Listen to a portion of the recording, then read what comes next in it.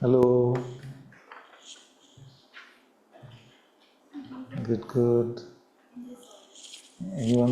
Everyone hear me well? I can't see anything. Yes, now I can. Which one? Translation.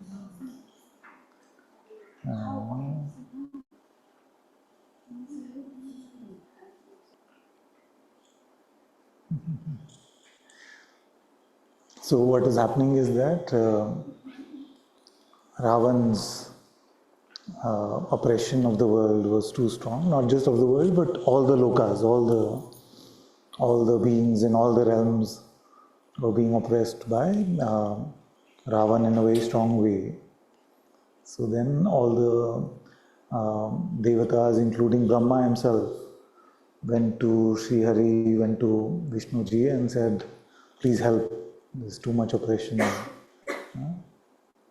So in that dialogue, then God says that I will come as Ram and help everyone, save everyone. So this is that prayer to God, and then in response to this, God comes as Ram himself. So I felt like it's very beautiful arti for us to start satsang with every day. We'll see how it goes, but we can try. And Radha Ma can lead us today, and she'll tell us when to pause and add. I missed a line or two, so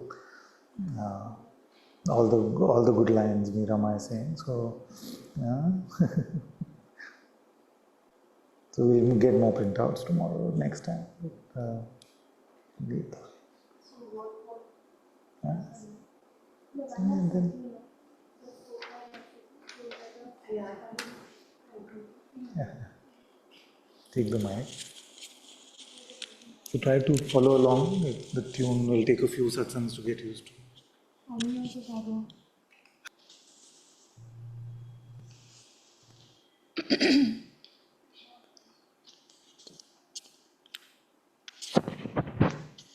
जय जय सुरनायक जन सुखदायक प्रणतपाल भगवंता गोद्विजहितकारी जय सुरारी सिंधुसुता प्रियकंता पालन सुरधरणी अद्भुत करनी मरमन जानई कोई जो सहज कृपाला दीन दयाला करऊ अनुग्रह सोई करऊ अनुग्रह सोई जय जय अविनाशी सब घटवासी व्यापक परमानंदा अभिगत गोतीतम चरित पुनीतम माया रहित Mukunda Jila that has to go high. Jehi lagi biragi. Ki biragi ati anuragi विगत मोह मुनि वृंदा निशिबासर ध्यावहि गुण गण गावहि जयति सच्चिदानंदा जेहि सृष्टि उपाई त्रिविध बनाई संग सहाय न दूजा सो करऊ अघारी चिंता हमारी जानिय भगति न पूजा जानिय भगति न पूजा जो भव भय भंजन मुनि मन रंजन गंजन विपति बरूथा मन बच क्रम बानी चाड़ी सयानी सरन सकल सुरगूथा सारद श्रुति शेषा ऋषया शेषा जा कहु को न जाना जे दीन पियारे पुकारे द्रवौ सो श्री भगवाना द्रवौ सो श्री भगवाना भवबारिधि मंदर सब विधि सुंदर धीर सुख पुंजा मुनि सिद्धि सकल सुर परम भयातुर नमत नाथ पद कंजा।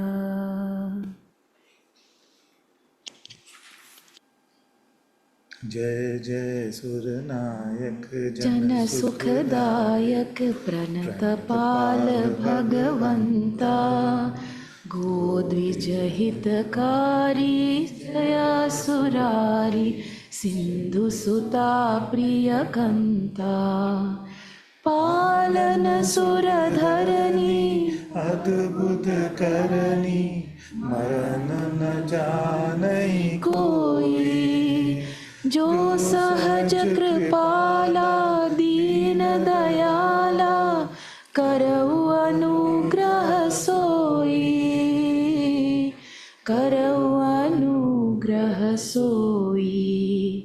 जय जय अविनाशी सब घटवासी व्यापक परमानंदा अभिगत गोतीतम चरित पुनीतम माया रहित मुकुंदा जेहि लागी बिरागी अति अनुरागी विगत मोह मुनि वृंदा निसि बासर ध्यावहि गुण गण गावहि जयति सच्चिदानंदा जयति सच्चिदानंदा।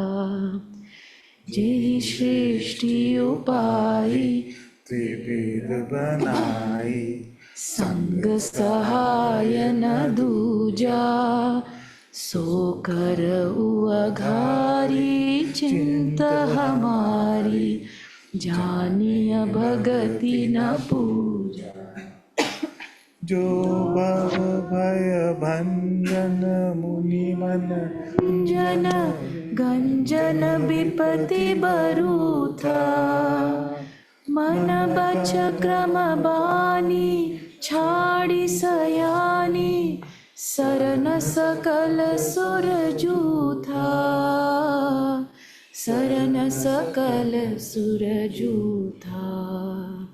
सारद श्रुति शेषा ऋषय अशेषा जा कहूँ को न जाना जेहि दीन पियारे वेद पुकारे द्रवौ सो श्री भगवाना भव बारिधि मंदर सब विधि सुंदर गुण मंदिर सुख पूजा मुनि सिद्ध सकल सुर परम भयातुर नमत नाथ पद कंजा नमत नाथ पद कंजा।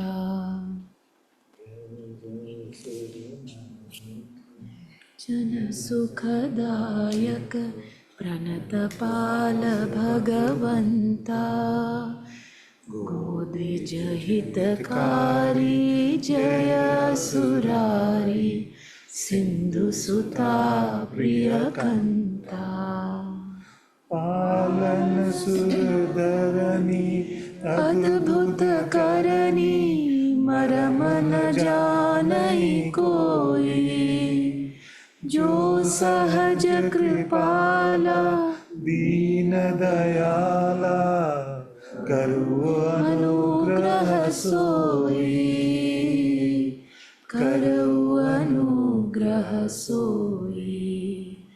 जय जय अविनाशी सब घटवासी व्यापक परमानंदा अभिगत कोतीतम कलित पुनीतम माया रहित मुकुंदा जेहि लागी विरागी अति अनुरागी विगत मोह मुनि वृंदा निशिबासर ध्यावहि गुण गण गावहि जयति सच्चिदानंद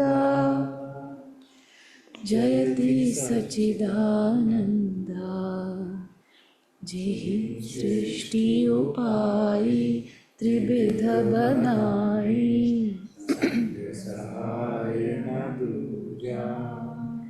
सो करऊ अघारी चिंता हमारी जानिया भगति न पूजा जो भव भय भंजन मुनि मन रंजन गंजन विपति बरूथा मन बच क्रम बानी छाड़ी सयानी शरण सकल सुर जूथा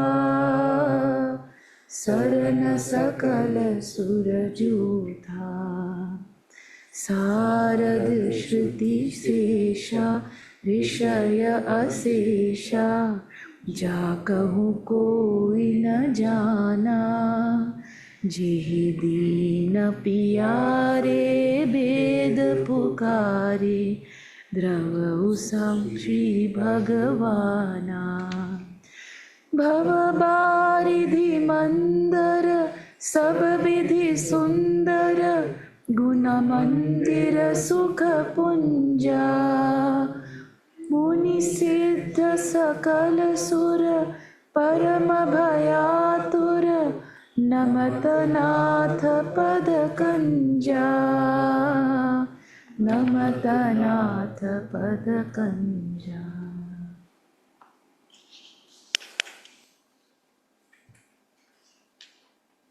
So what we can do is, can we end with that Jai Jai Avinashi? We can end with that. No, we can have in between and end with that again. That will be nice.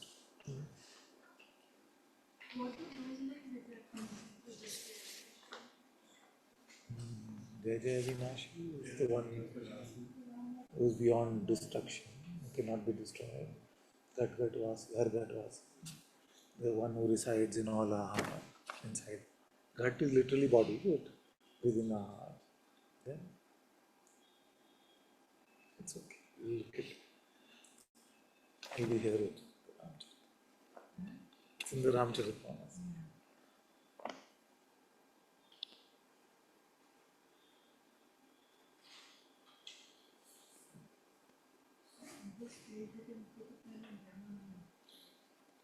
You get it.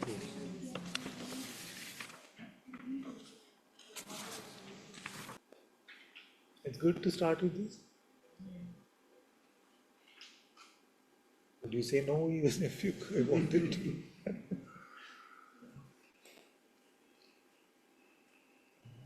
Once you hear it more and more, because we've been watching, some of us have been watching the Ramayana, so the theme song has this.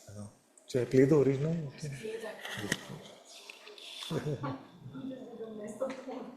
No, sang well.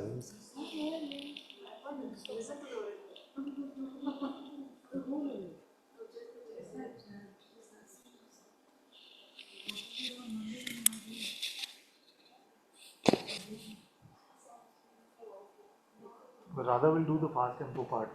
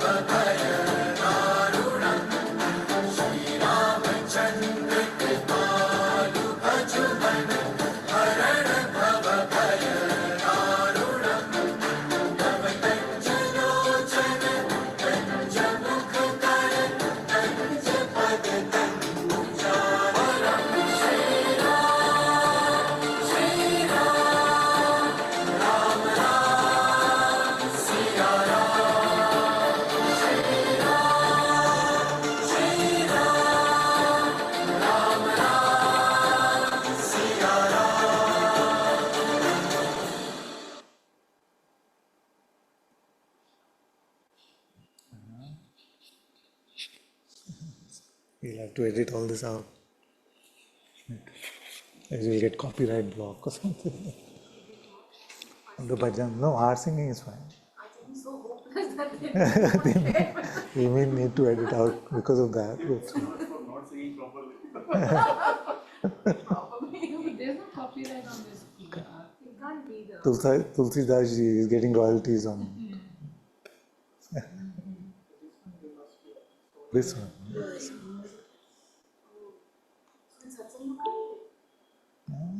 Can't upload. Can't upload. Okay. Remove your strike. You don't have to remove it unless you monetize your. Yes. Oh, okay. It's fine. Unless they restrict any. Yes. Yes. It's fine. It's fine. It's fine. Want it to be popular. They would want it to be popular. Only if we say you must watch every day on Sony Live. This is on YouTube only now.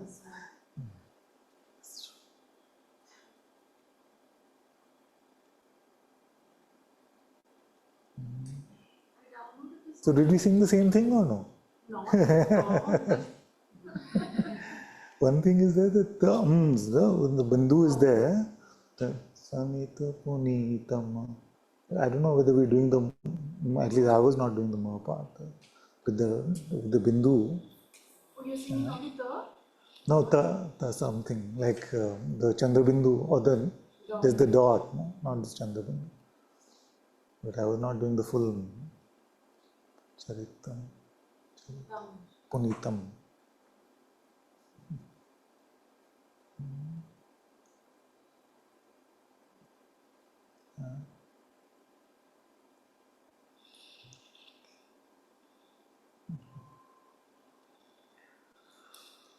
Which TV series are you watching? Ramayana from 1987? No, not that one, my dear. There's a later one.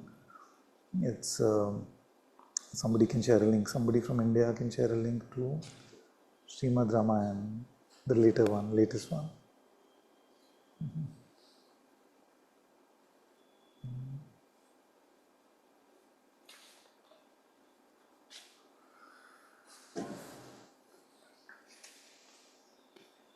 So when they're praying to God, they say, even Saraswati, O Lord, even Saraswati, who is the goddess of knowledge itself, you see? And all the sages cannot fathom your true nature. cannot fathom your true nature. That is the nature of reality, the reality which is Nirguna Brahman. Because it is unfathomable even to the highest intellect, to the highest knowledge, cannot meet that. So therefore we must seek refuge in our intuitive insight, in our heart knowledge, where that which is beyond all concepts, all understanding can be met.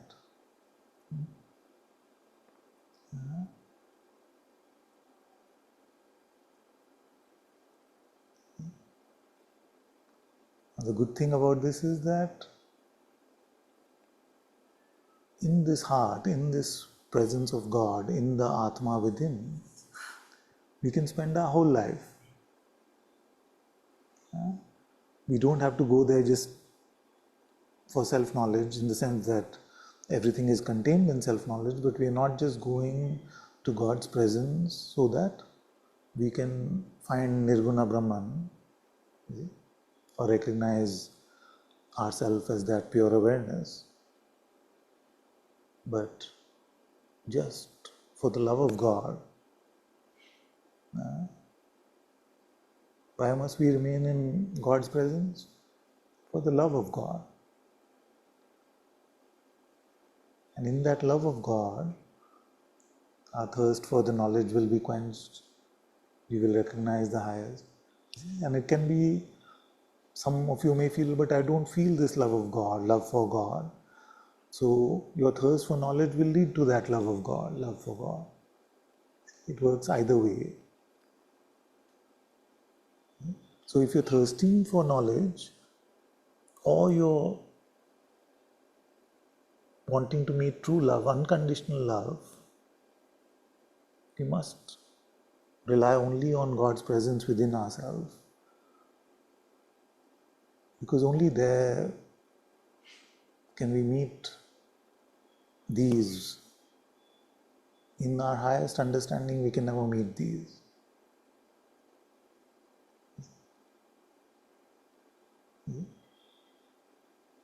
So this is the simplest and yet the most difficult.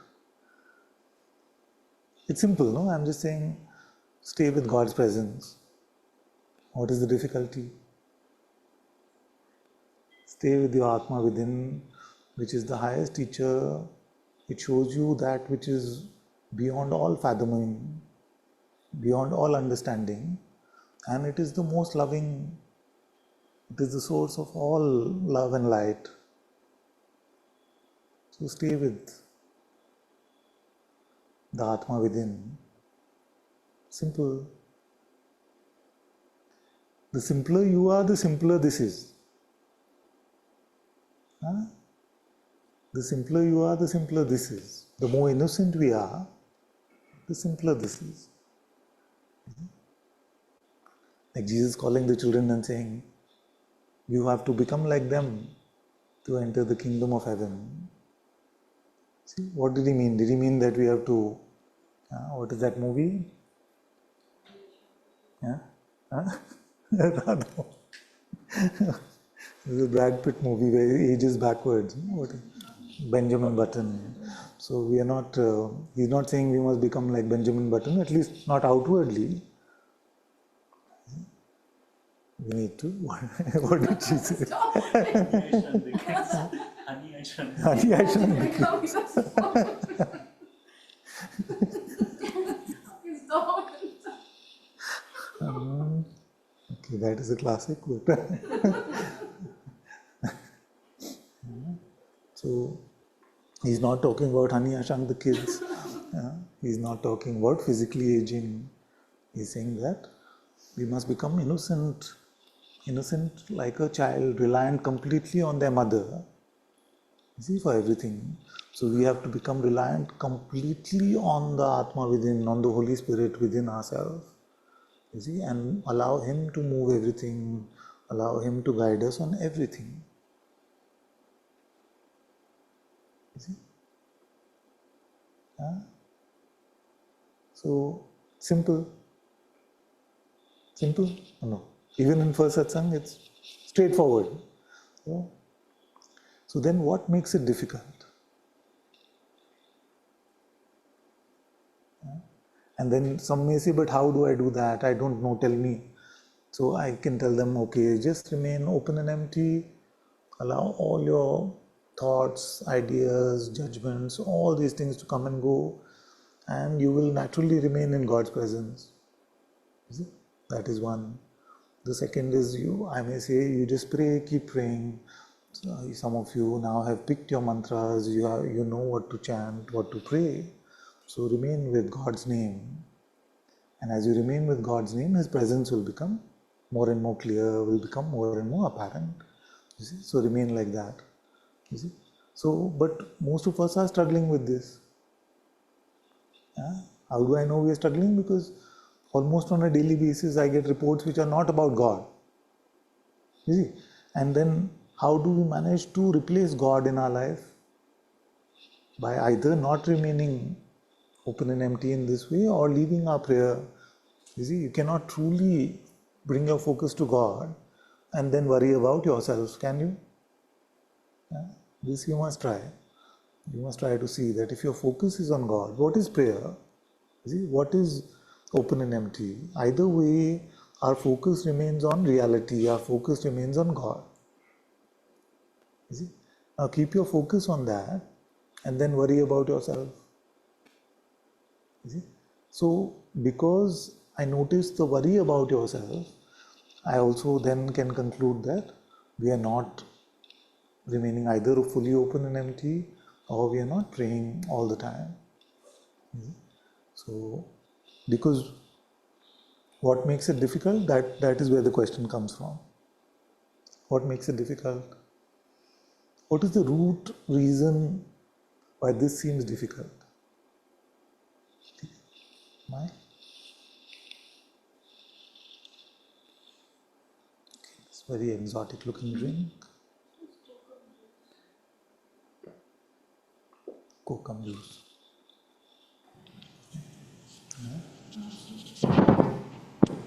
She has no idea she made that. I didn't make it, I gave it a cigarette. Nah.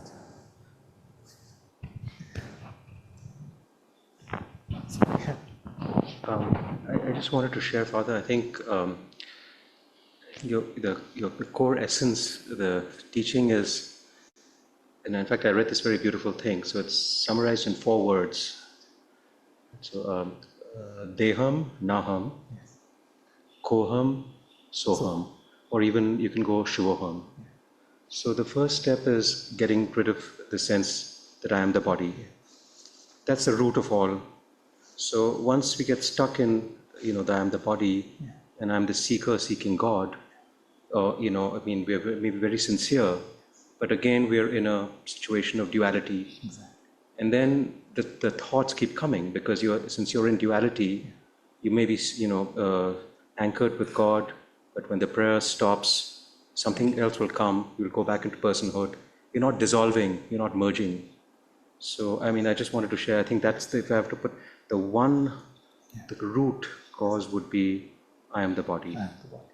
So, Deham Naham Koham Soham. Deham Naham. I am not this body. Then what am I? I am that Soham. This is forgotten. You see? This is forgotten. We take ourselves to be the body mind. You see? Because actually, if you took yourself, the body becomes the locus of our identification. You see? But we are not actually that involved, most of us are not that involved in the concern about the body. We are concerned about the body's manager because we think we are the body's manager. If you look at it, you see? Because in your last 5 problems, how many were there of them were body related? It is the one who takes itself to be the owner of this body of flesh and blood, of this instrument, you see, which has problems in relationships. Number 1 favorite topic, relationships. You see? Problems in relationships. The body doesn't have a bank account, although the identifier for the bank account may be the name of the body. You see? But does the body care about the bank account? Which part of the body cares?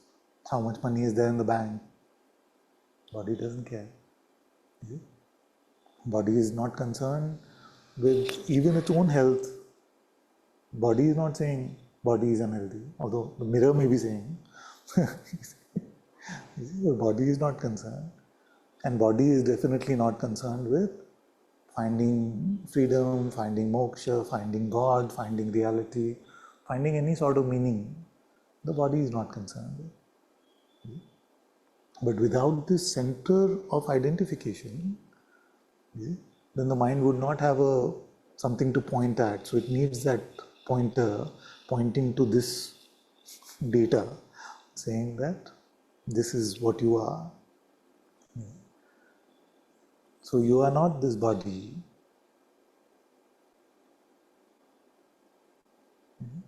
You are that which is God Himself.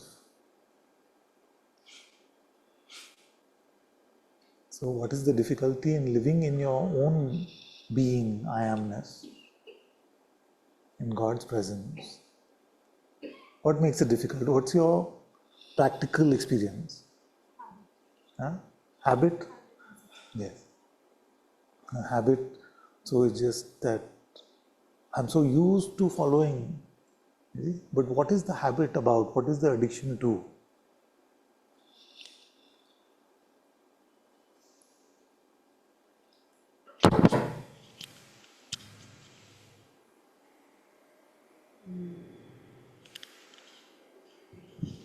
So did you try today to remain in God's presence? Okay, and you did? Okay, it's not an interrogation. Yes and no. It sounded like that. But so when the no, I didn't, and no, I didn't also fully. So why does the no happen?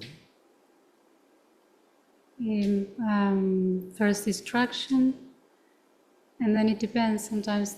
So you decided, okay, I'm just going to play this out for everyone. Okay? We decided in the morning, no? We said morning time is very important. So don't start the day without coming to God's presence. So I'm presuming all of you are good students, and we actually did that in the morning today. We came to God's presence, and then of course the intention was never to leave it. All day was not to leave it. So we start like that. Am I presuming too much? Some of you looking a bit shocked. Okay, let me keep going with that presumption. So you came to God's presence in the morning if it was unclear in the first place.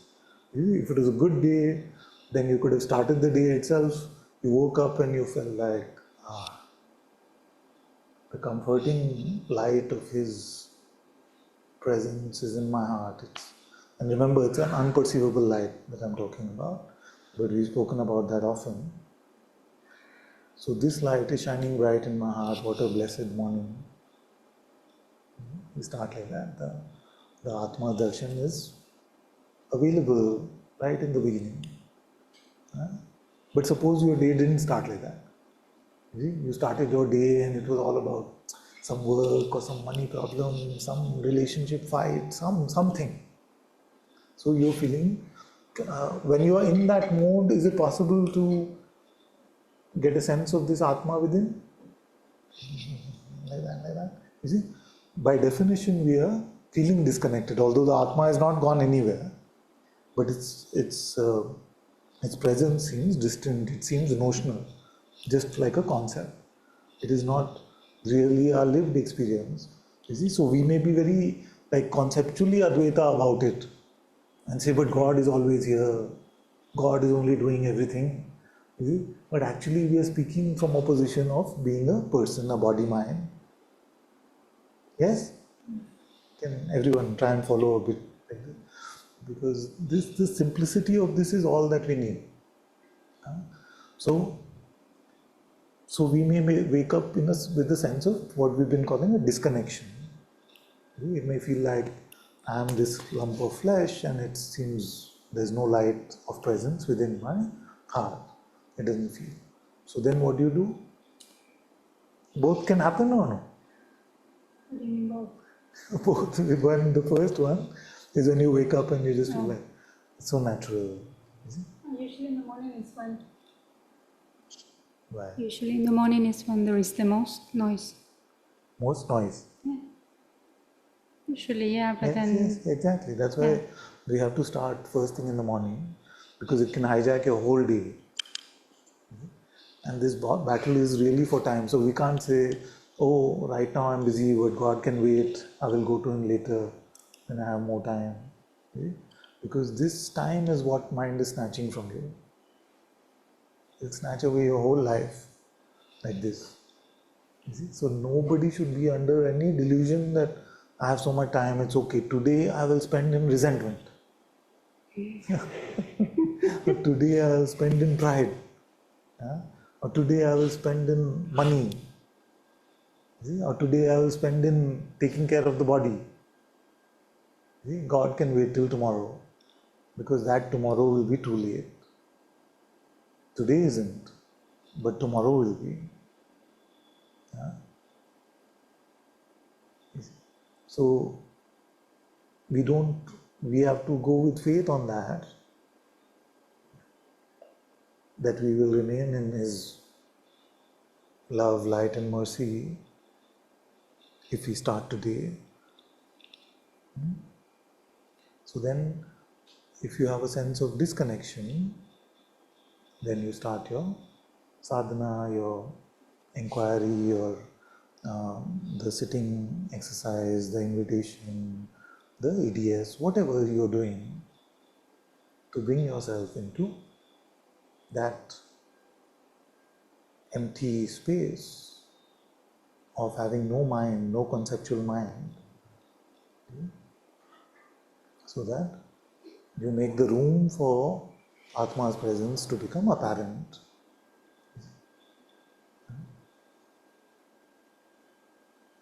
So you start like that, and your effort, your trying, is all that we can do from our side. Whether His presence is palpable or not is all His grace. You see, but full effort and full grace. You must not say, we must not make it an excuse for laziness and say, but if He has to come, He'll come, why should I do my ADS today? It's all His grace anyway. Doesn't He know? He knows I'm busy, no? Don't fall for these tricks. Of course, He knows everything. But we have to surrender ourselves completely, no excuses. So like that, and then by His grace, then you may come to His light, may become apparent. Your self-realization may be apparent that I am not this body-mind, I am the self, I am the pure awareness itself. And that you, that pure awareness itself, is aware even of presence, or even of being. So you come to this holy place in the morning, and then once you come there, you don't want to leave. No? Is there anyone who comes to God's presence and says, no, this is no, where's the fun in this, let me go? Maybe the mind says like that, but is the mind seeming powerful then? No, maybe, but usually not. Sometimes, of course, it does happen that you spend a good morning in God's presence, and then the mind has you and says, okay, now you did well. Let's so celebrate too soon. That kind of stuff. That may happen. But don't fall for these tricks. I feel most of you would have gone beyond these simple tricks, the primitive tricks. So like that. So then we determine that a whole day like this. Whole day like this.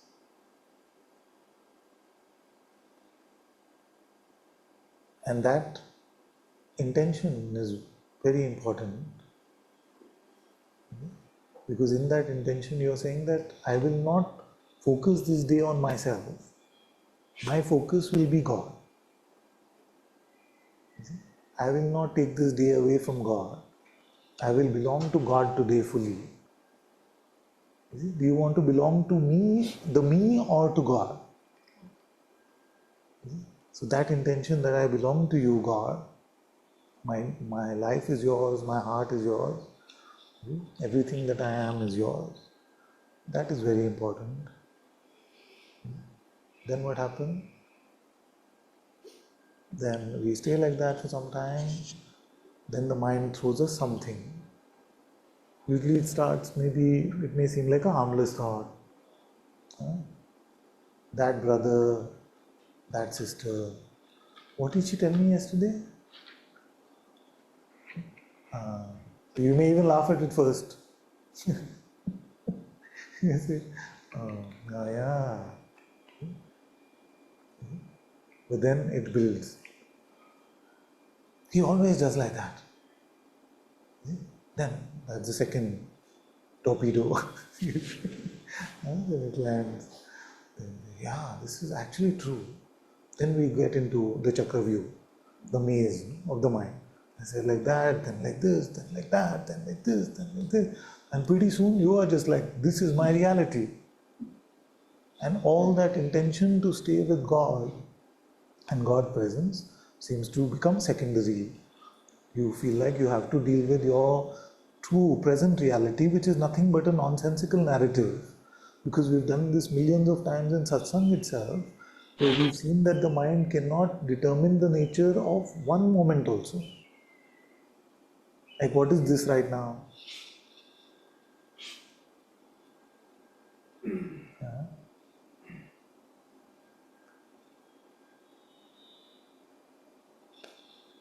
Can we determine the nature of one moment of our life? Easy. And I hope all of you have noticed the primitive nature of our narratives, which will make this moment so full of light and presence and such a beautiful thing which will not come back again in our life. How we make that into, oh, this is just satsang. One label is enough to insert in our narrative. So it's like, yeah, I know what this is. This is satsang. Satsang with Ananta is happening. But can that story replace the taste of this moment? The taste of both that which is perceivable and the nirguna taste of yourself, which is naturally apparent. Cannot. So when we replace God's presence for this nonsensical garbage like narrative, you see, that is a huge, huge call that we are taking. We don't realize it because we are so habituated, so conditioned to take this call. But it's a huge moment where we've left the surrender, our childlike innocence of being surrendered in God's presence, and we've replaced it with the post-fall Adam, who has now eaten the apple of knowledge, and now he knows stuff. What is good, what is bad, what is right, what is wrong. I don't need to rely on God anymore because I know. So we've made a determination for ourselves, instead of remaining in that childlike innocence, to follow His light, to follow how He is moving us within. And that moment comes in our life, moment after moment. So the apple comes, the biting comes, or the letting go comes, moment after moment. You see, and that is a huge moment. We must not underestimate what we do in that moment.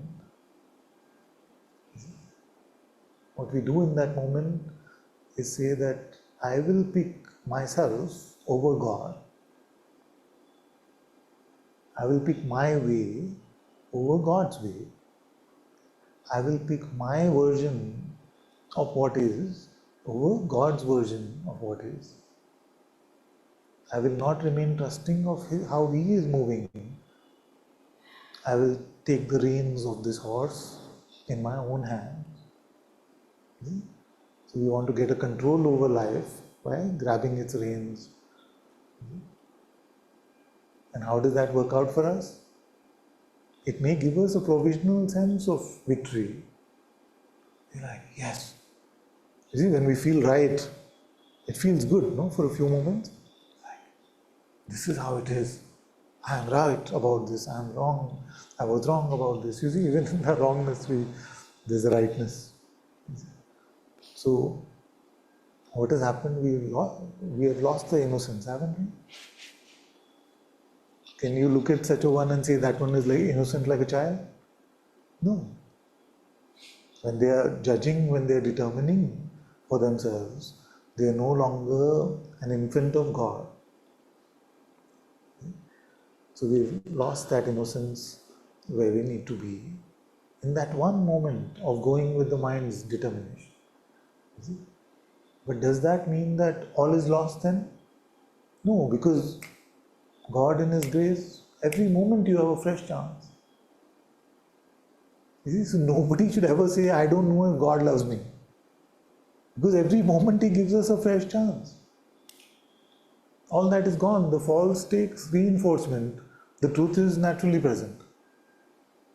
Is that not love? So every moment He's saying, oh my daughter, my son, you must have made this mistake. I'm giving you another opportunity.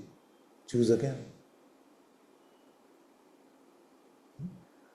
And in that moment, then again the mind comes and offers you some judgment, some knowledge, some being right, which takes you away from what is actually good, what is actually right, what is actually knowledge.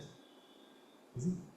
Just like a mask can seem like it has substance, but actually is a means of hiding. You hide the reality behind the mask, you see? Although it may seem substantive. So when we pick up the mask of persona, when we pick up the mask of identification, true knowledge, true goodness, true love gets hidden in that. So why is it difficult? It is difficult because somewhere we still want our way. It's difficult because somewhere we are scared of what God will do with our life. That one which is running this entire universe and trillions of universes like that. We are scared of what He will do with our life. He is beating our heart right now. You see? He is doing everything. But we are scared of handing over to that intelligence. Because it feels like a risk. Feel like a risk. Because you don't know. It is risky to, in the mind's perspective, it is risky to not know. See? What if the fear, like I'm going to give you an example of the fear. What if God was to speak to us right now and to say to us, now your job is to walk throughout the country and spread God's light.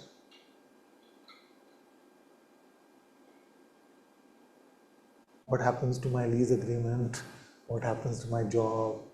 What happens to my family? What happens to all of this? It can seem scary. Huh? So we say, no, that is too scary. I will do this. You see? But in that, what is the mistake we are making? The mistake we are making is that we are reducing the highest intelligence to like a human intelligence. Like we are just presuming that He doesn't know my compulsions. He will just say, you walk the country. He doesn't know my children won't survive without me. He doesn't know. But He knows much more than we ever can. You see? So the deepening of that faith, that He knows better than I ever can, allows us to deepen in a surrender. And that is this lack of faith, the lack of trust in God's ways makes it difficult for us.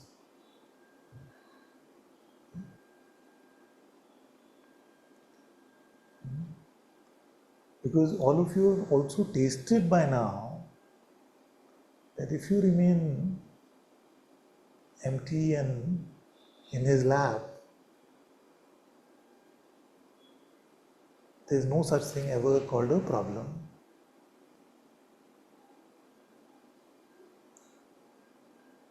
So isn't it strange that all of us have access to the security of God's presence? Nothing can ever scare us if we are with him. But we ourselves choose to leave.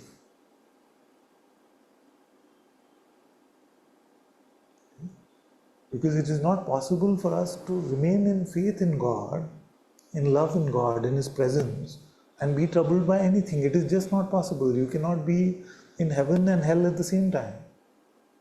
Cannot be. But we make our life into a combination of heaven and hell, sometimes by being with God and sometimes by going our own way. So the answer is very, very simple. Just stay with God.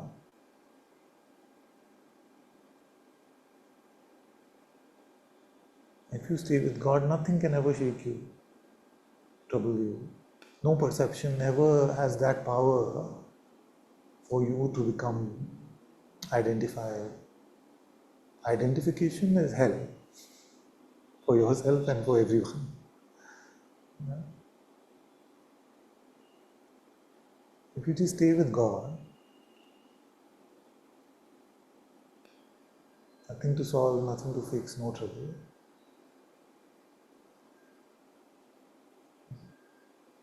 So we are scared of the seeming risk, and we are too proud to not become somebody, to become something. That is the second aspect, which is that our pride gets in our way. If I just remain innocent, like an innocent baby in God's lap, in my heart, you see, then the world will think I'm stupid, I'm nobody, good for nothing, loser, the worst, being a burden on humanity. All this nonsense will come. So, because we want to become somebody, even become somebody spiritually, like spiritually seen, spiritually recognized, then ironically that itself stops us from remaining with God. If I just stay with God naturally, then I won't end up becoming some Mahaguru. Yeah?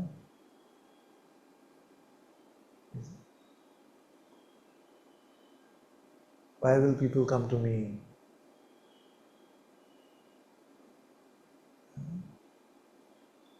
So, for many of us in spirituality, we are scared to even lose this outcome, which is the most ironical thing ever.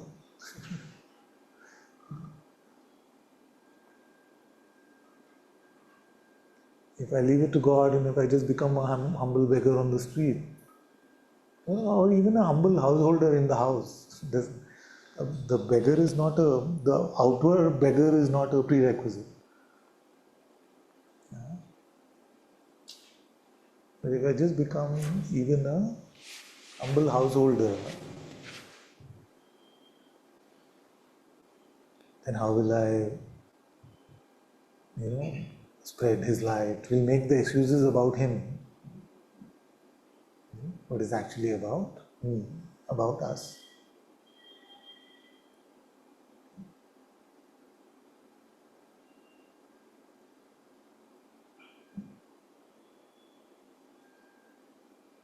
And built on this pride, then we fall for everything else.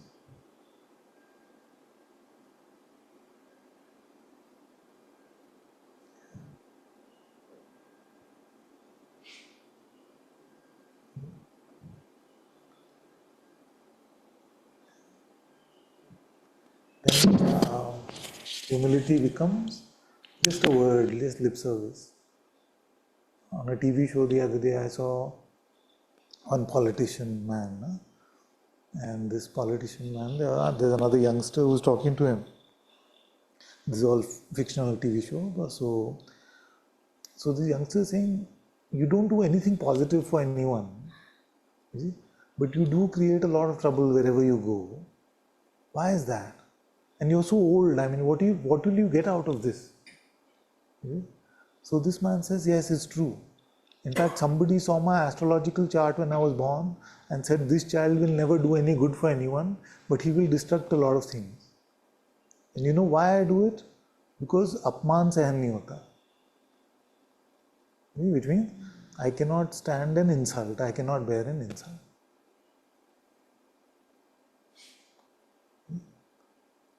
And don't we notice this in our lives? I notice it.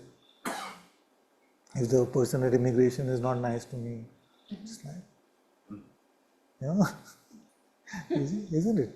If the visa officer, I don't know why I'm thinking of all the travel things, if the visa officer is a bit rude, what happens? It is that pride. No? And we feel that some pride is justified. Some pride is justified.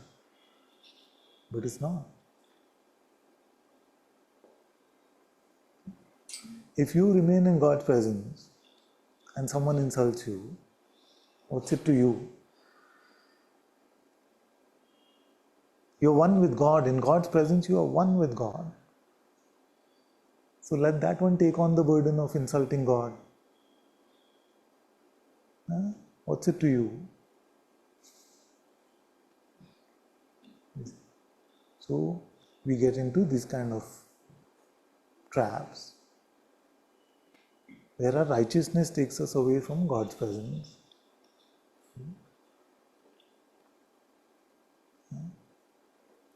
And what is so great about us? I have been looking for this man's, what is so great? I don't find anything at all. I find everything good that happens is only when God moves, and everything stupid that happens is only when I get in the way. So what is so good about this man? I haven't found one thing. Is it? What is so great about us? Why are we entitled?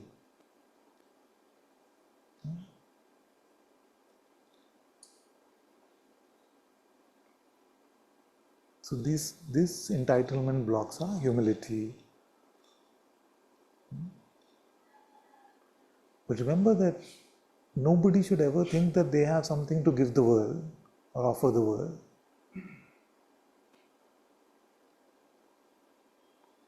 At best, we can be an instrument of God and God can use us. But God is not dependent on us. It's like the beautiful story of Krishna lifting the mountain. He's lifted it already. Then he calls the rest of the villagers and says, come, I need your help. Come with sticks and help me hold up this mountain. So all of us are like those villagers at best. Most of us are blocking Krishna, but at best what we can do is pretend to be helping. So those villagers with the innocence of a child, of children came and did their job. That is what is needed. But what will we do? Most of us are city people. We will say, that's already up. I have email to send. I can't come and be with you right now. You see, I have this work to do. So even that childlike innocence of saying, God is calling, let me run. If we just had that inner attitude, our life would be fine. If God calls me, I'm here for Him. Everything, I can drop everything just for Him. You see? So these are very, very simple things. And if you become simple like that, then to remain in His presence, to remain in the discipleship of the Atma within, is easier for us. But if we are too complicated in our head, we've understood too much spirituality also, then we are getting trapped in the wrong things.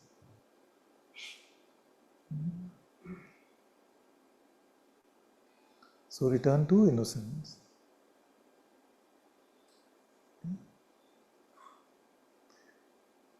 And there's not so much need to have too much spiritual conversation. Ironic coming from this man, but who rambles on for 3 hours thrice a week. But really, there's not so much. Because fundamentally, what is it? Are you empty for God or are you not? That's it.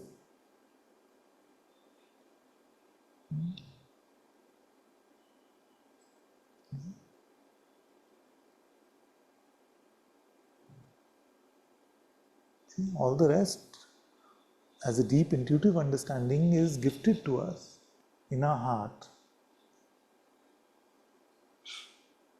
Okay? And if we are sharing that, then let us remain in our heart and share. Let our sharing be a true satsang.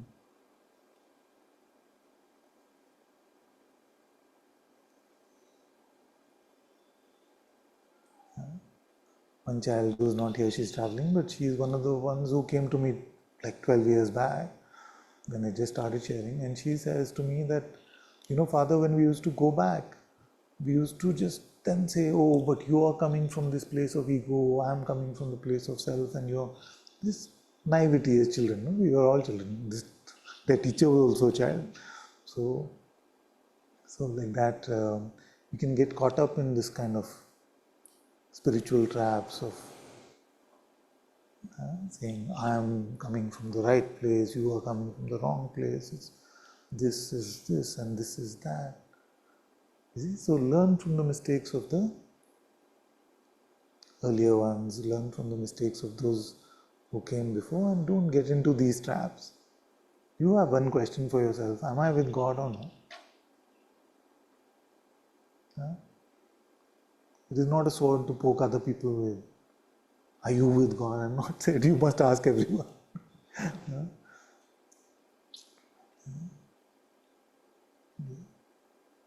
Okay, but having said that, if you notice that there's a brother or sister that you love, or you come across a brother or sister who you feel is open to living a life of God, then you may share with them that, brother, it feels like you seem to get stuck in this particular thing and it blocks your light. But not as an attack. Not as an attack, but a pointing out in genuine concern.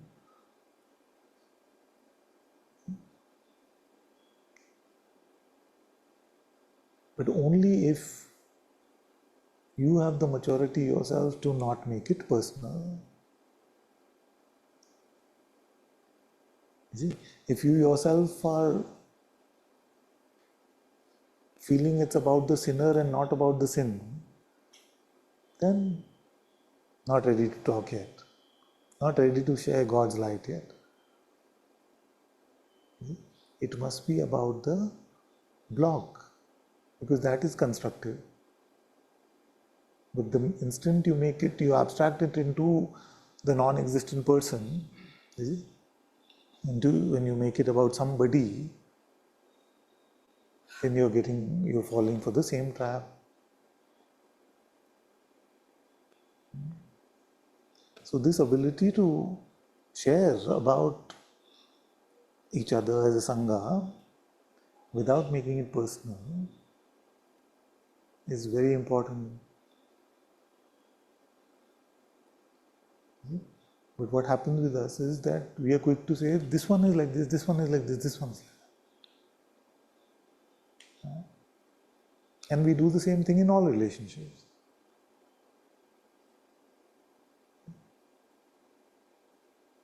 No one is like anything. It is just the conditions that they're holding on to. Is there anyone who is not shining in the light of God? Everyone is alive. That aliveness is the light of God itself. So, if someone is really deeply conditioned by pride, by ego, by all the wrong lust, calm, krodh, moh, lobh, everything, they're deeply conditioned, then what should be our attitude towards them?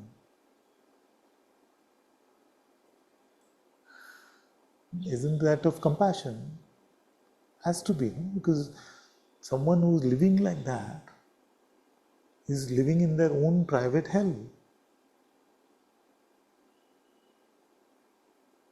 Is it created by their mind, which it also tries to create for us? So suppose someone is living in their own private hell and you go and attack them.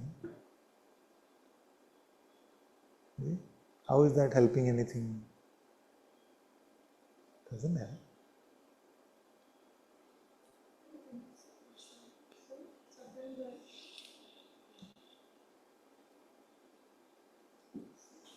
Sometimes I feel that when just say with Siddharth, okay, I'm just saying, so you said to pray for him because I was having difficulty in communicating with him or whatever.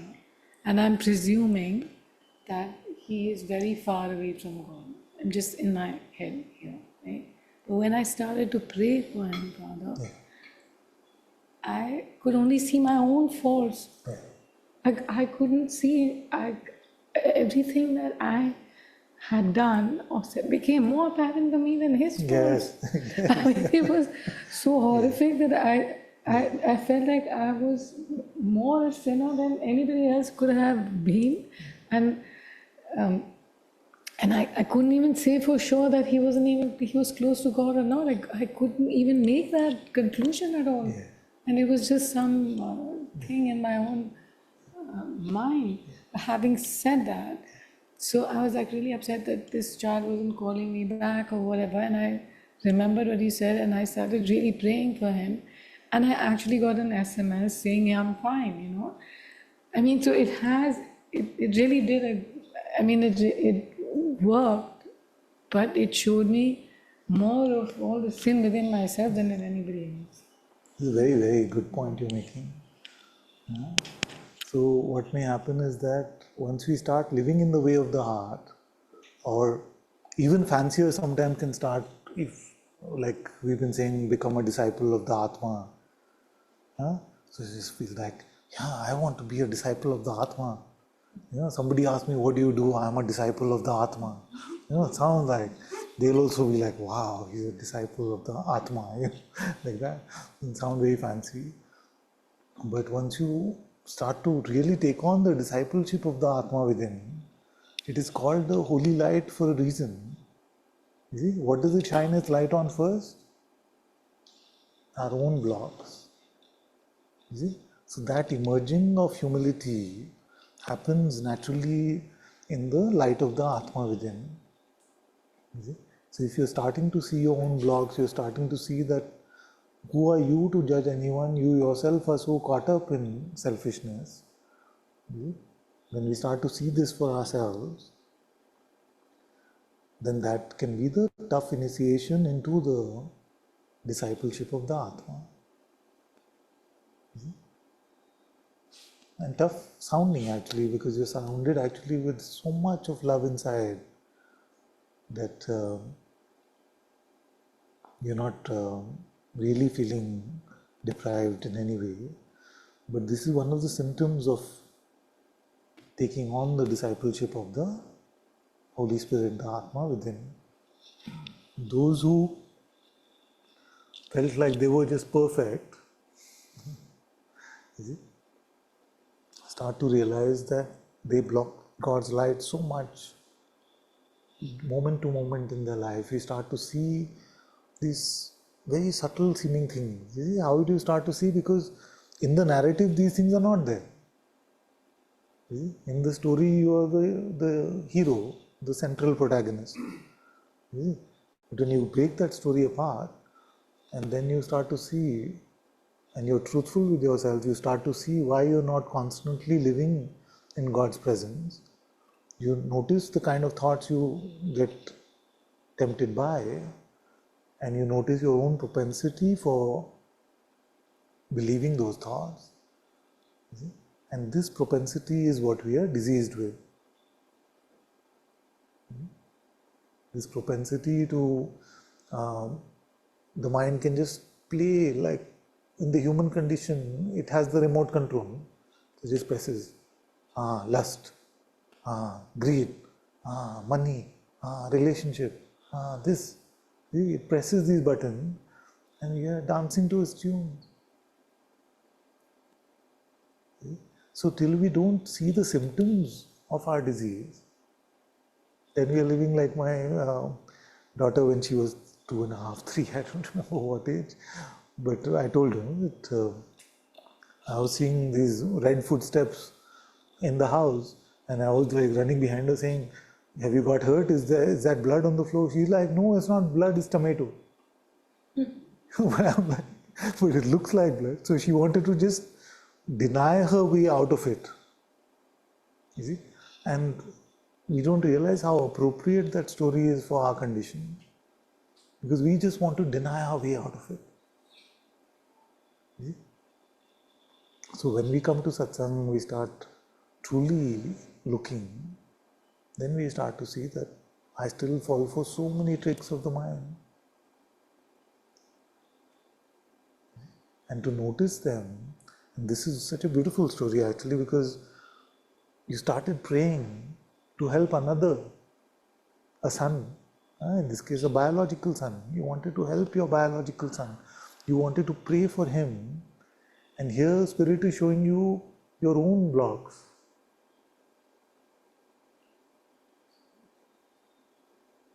Beautiful.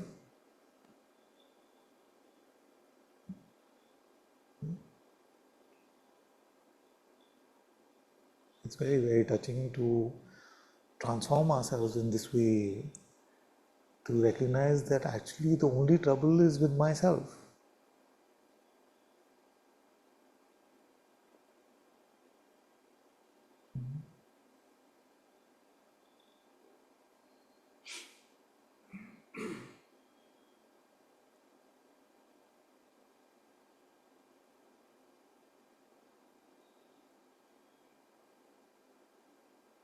Because the distance between you and your Atma is created by you yourself.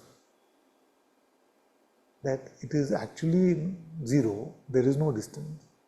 But if it seems distant, who can create it?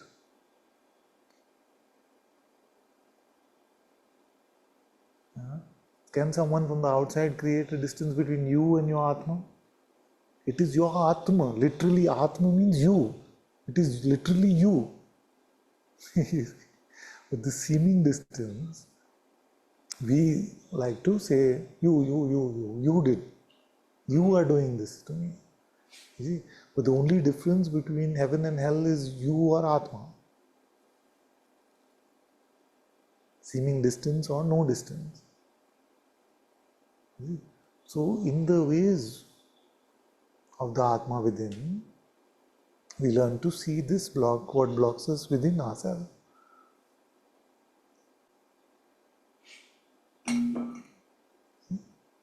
Isn't it beautiful?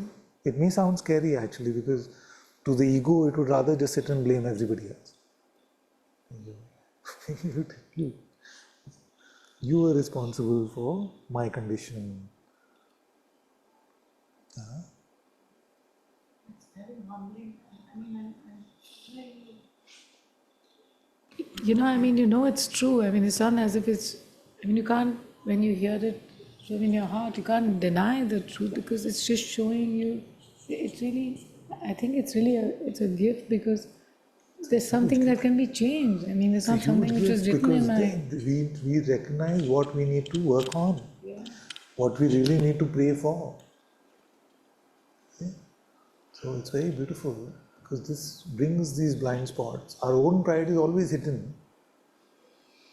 That's the thing about pride.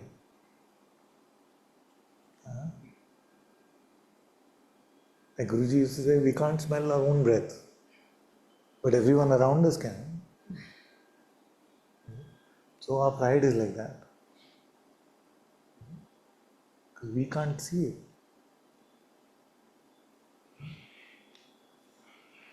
So when we come to this unexplainable presence in our heart, see, we already open because we are finding this which is just, in worldly terms, it's impossible. that there's a holy presence, holy light in my heart. What can explain that? So we already must be open. So when we are open like that, we start to see our own faults, our own disease.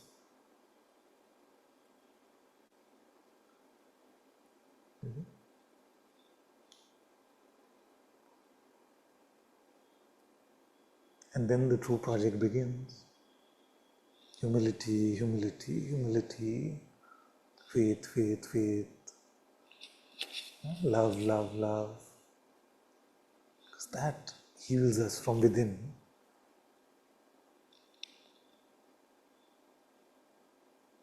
And then every step of the way we are guided by His light. That heals us from within and it transforms our life.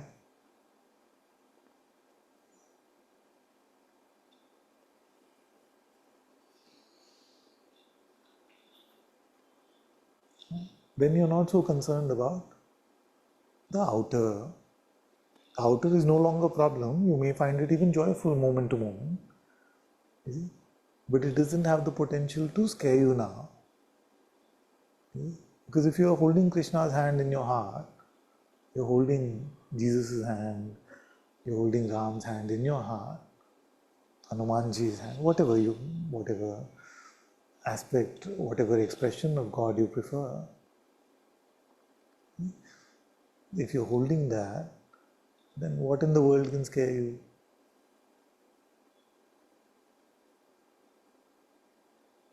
See? But when you leave that and you try to be Hulk Hogan for yourself, most of you won't know who are the latest one. Strong, really strong one. If you try to be like that for yourself, then we are humble, thankfully humble very soon.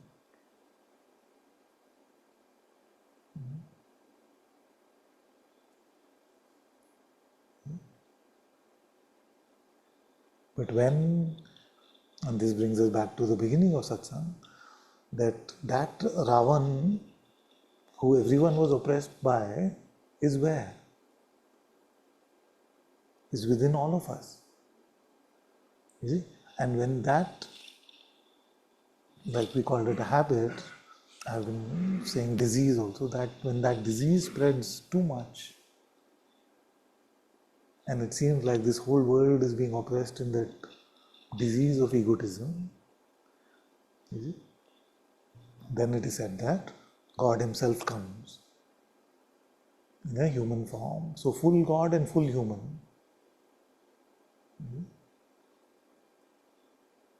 So that is where the Aarti for today also comes from. There was so much oppression. There was one who took himself a great Jnani, a great Sadhaka, then got caught up in so much pride and he had all the siddhis to control the entire universe. So then that pride got to him and he wanted to take up God's place. So he started to oppress everyone. So then everyone prayed to God and said, help us from the oppression of this. So you can see how the story is met at so many different levels. It is true for ourselves moment to moment. So when we are praying to God for help from Ravan, we are also mostly praying for his help from the Ravan within ourselves, from the egotism, the disease of egotism within ourselves.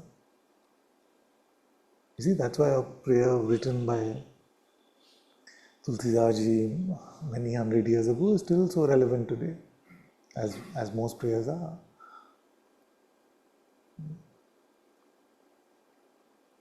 But we must not be in denial of this, the presence of this Ravan within ourselves. Neither must we make the mistake of over-emphasizing it. You see? Because one thing that Ravan loves to do is to say, oh, there's this Ravan within me, there's this Ravan, there's this pride, there's this pride, there's this pride, there's this pride. Then we become proud of the pride. You see, proud of the humility about the pride. See? So that's why just notice and drop. Notice and drop. If you're wasting too much time just dwelling on it, oh, I'm like this only, then you're missing the main part of satsang, which is that you notice, you see, but you don't then fall for the second punch of the mind. A beautiful quote I came across on the weekend. It is said, when you despair, the devil wins twice. And if you don't, if you're not into that devil concept, think of it as Ravan. When you despair, Ravan wins twice. What does it mean?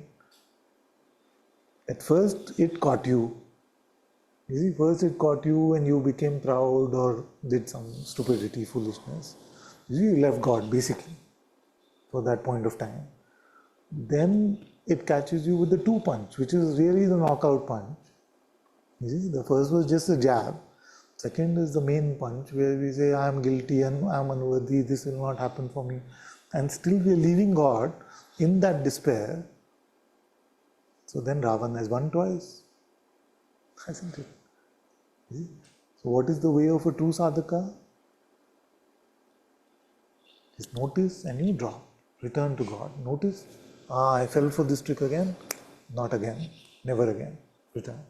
See? Then again, you fall for some pride, for some lack of faith, for some stupidity. Then you notice it and you return. It's so beautiful that Hanuman Podarji said, Gir gaye ho to ut jao. If you've fallen, get up. See? And then yesterday, I was reading, Brother Lawrence said the same thing. That I used to fall often, but I used to quickly get up. What are the odds of these things happening? You see, it's like the Holy Spirit decides the theme, no? As I learn this lesson, you see, and it sends it to you from, if you're open, from all different, like something like this which you never read before, suddenly comes to you from everywhere. And I've taken so many examples like that in satsang that it just happens. Hanumanji said, Gir gaye, to ut jao. Don't sit and lament and despair and say, I've fallen. You have all the tools to get up. So get up. See? Then there was another beautiful video where this old Christian father said that I posted on the group also saying, you may sit and want to pray and be in God's presence, but you may get distracted 100 times in that 1 hour. But every one of those 100 times you got distracted and you return. See? So that is very good. But our mind tells us it's very bad. See? At least we sacrificed ourselves, made ourselves available to God for that period of time and made an effort to come back every time we got tempted by the mind, come back to the presence. So he said, this father said very beautifully that don't worry about what you're feeling about it. You just keep at it. Just keep at it. Because if you get into this kind of despair saying, it doesn't happen, I'm doing so badly, then that is not helping you stay with God. I'm not saying be in denial of it, but don't be also in despair of it. So both the D's you stay away from. You said you said that if you despair, then you it's still about you. I mean, all the conclusion is still about you. It's not about God. It's like drop. You notice it and drop it. So it was very deep. That's very good. The message is important that this is how we can get trapped. You know what is a subtler version of that? Let's talk spirituality.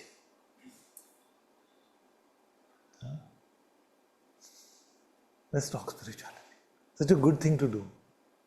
See? But mostly when we talk spirituality, we are talking me. So it is not spirituality, it is just a mask.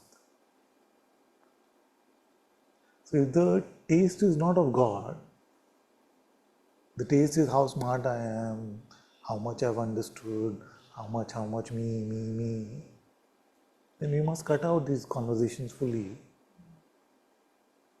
You see, I'm getting a sense somewhere that in the Sangha we're having a lot of these conversations. We were discussing spirituality, but we're not actually being spiritual. So silence is better than that. And by no means do I want like a robotic Sangha. Oh, Ananta has said be in silence. No, I'm not saying that. I'm just saying that if we are spending time sharing about God, then make it really about God.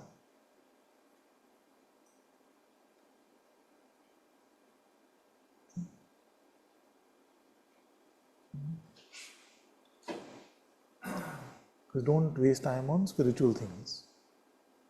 That may sound strange to hear. Unless they're truly about spirit and you're truly immersed in spirit.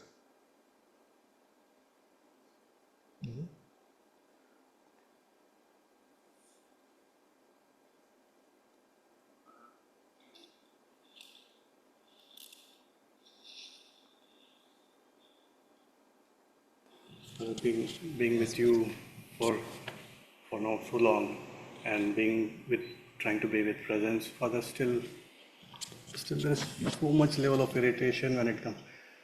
Specifically, I will give example. We are watching this Hanuman is everywhere now. Last 1 week and so. Hanumanji is everywhere. In the movie, in the serial, I'm talking about the In Ram. the series. Not that. Oh, I haven't left the house. He's everywhere and I'm sitting at home. So, if you see that, Father, everything is talking about Ram, and it gets at the irritating level. Right? It's getting irritating. At one point of time, if my son was sitting next to me, and he, everything Ram is doing and what you are doing, or something like that. He's like, are you going to die? I'm not fear of death because it's in Ram's hand. Yeah. Are you going to eat? It's in Ram's hand. Are you going to, everything is talking about Ram. And I can see even it's getting inside me also. Slowly that irritation is coming in. Before I say anything, my son started shouting, what about everything is about Ram? What are you going to do? And then I can feel that if I am doing this around my kids and family, they will really get irritated. Like, what are you again and again talking about? So I could see myself there, and it's all going on. Hopefully it will die down. Yeah, children can be like that, and after a certain age, actually, the mind is like fully blocking in this way. Yeah? So, except when they get in trouble. So, my daughter had an exam today, and last minute she realizes she's not really studied for the exam. So then she says, I'm just leaving it to God. So today she said, he really came through for me. Like, and isn't that literally like we are just like that, isn't it? It can seem very irritating. मैं हूँ ना. You see, till our throat is squeezed. भगवान बचाओ.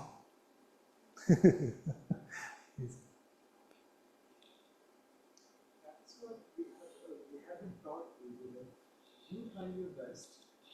Then if you fail, then you get on with this one.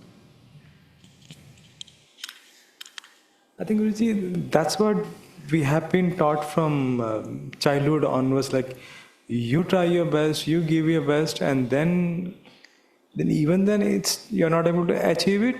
You go to God then. So that is very deeply ingrained. That's a misunderstanding of full effort and full grace. Yeah. It's just like a worldly misunderstanding of that. And the very, very severely misunderstood version of the Gita. That whole Karma Yoga part where that whole one verse everybody knows. Because it came in the Mahabharata title song. Karmamne vadikaraste mahapadeshu kadachana. Like everybody knows this because this is the best, and really they feel like the whole Gita is about this. But anybody who's truly read the Gita, tell me what it's about. First begin by telling you are not this. No, but if you really imbibe the whole Gita, then you will be at a loss of words. Because anything really about God is really we cannot put in concept. Because in the Gita, Bhagavan has explained everything to us. The Upanishads were too complicated, just like the Torah was too complicated. You see? So the Upanishads were too complicated, so he just explained everything to us. And it has bhakti, it has jnana, it has karma, it has everything. So anyone who can say, oh, just this, is underselling themselves and underselling the Gita. It is the crux of all the Upanishads. And most of them are unknown to us now. But even what is known to us is in hundreds. So the crux of that cannot be distilled into just that one verse. And that one verse itself is severely misunderstood. They just don't worry about the fruit, just keep doing your action, keep doing it. You see, but that is just like what I'm saying, full effort and full grace. Don't worry about the outcome is fully in his hands. You see, but don't get into, so we shared about the cost of discipleship. And I shared this story where a fresher in college can say, oh, truth can't be known, so why should I bother? Versus someone who's dedicated their whole life to finding the truth and then coming to the conclusion that after surrendering my entire life for this quest for truth, I can say that the truth is beyond any finding. It cannot be found, it cannot be spoken about. Is there a difference in the two? Did that old man, woman waste their life? It is a very fruitful life. You see, the youngster maybe feeling like, but that sounds like a waste.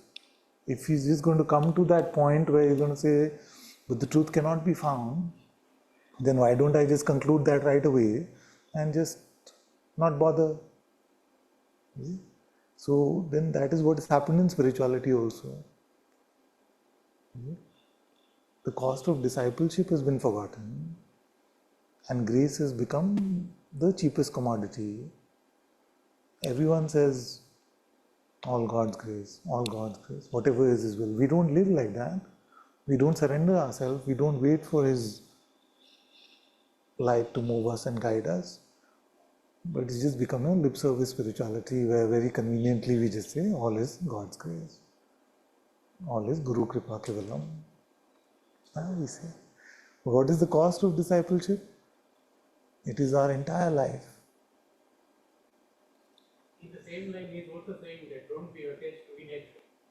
Yes, exactly. Yes. No, but that is the very thing that people use, no? And say, oh, you see, you're going to become spiritual. You just started your job. Make sure you do it properly. There's time for God later. Even God has said in the Gita, see, do your action like that. So that is a serious misunderstanding of what Krishna was saying. What you think is inaction is actually meaning thing you misunderstood for action and inaction. You distorted the me. And again, I'm saying that I don't have the authority to be able to say what the Lord was telling us. We just have to start to dip in and get a sense, because we can never really say, at least I can never really say that this is the sar of the Gita. We can't even say what is the essence of a symphony. We can't say the essence of any text actually. You see? So the essence that we think, it becomes then just a confirmation bias. This is what I think it should be, so this is okay, I can make it that way. The simple meditation from Ananta-Part is just good when it sounds like so, like nothing, like seeing God. See your gurus everywhere, see God in your breath, in your clothes, in the food.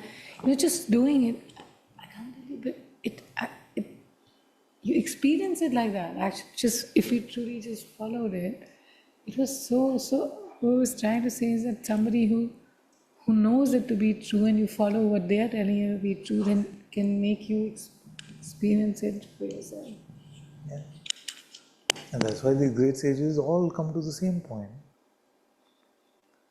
Like Maya said this, Hanumanji said that, then Brother Lawrence said, after a point of remaining in God's presence, it only became about me and Him. It was just Him everywhere. So that's a huge pointer. No? That if we just remain with Him inwardly, then we will remain with Him outwardly also. Everything will be seen as Him. Correct? Correct. Ranjha Ranjha कर दी मैं आपे रांझा होई. Then Ranjha कहो सहेलियों मेरे हीर ना बोलो कहो कोई आँखों कोई. Don't call me here anymore. In my beloved, remembering the name of the beloved so much, I myself became the beloved. Okay?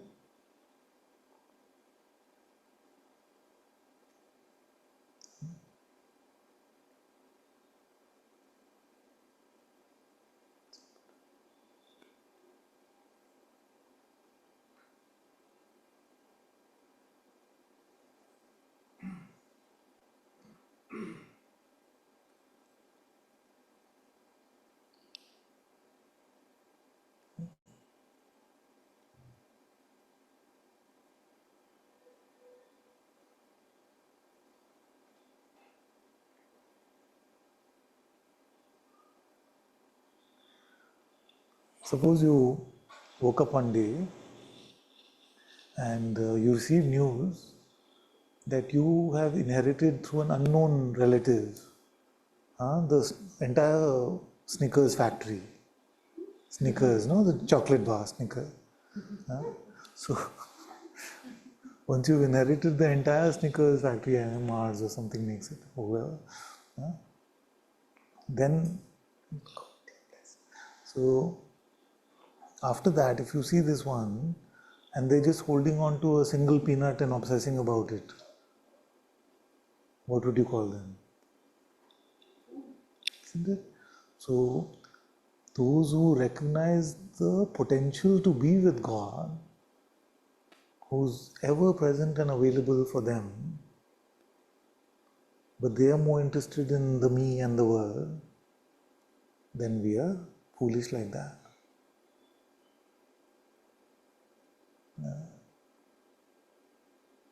You say, I want to solve my life's problems, be with God.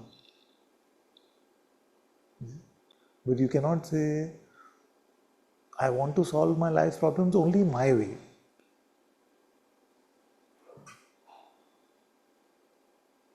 That is what gets us stuck. But nobody can be with God and have a problem.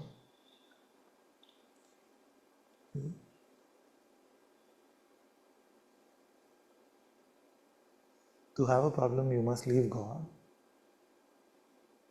Try to have a problem now, but stay with God. Is it possible?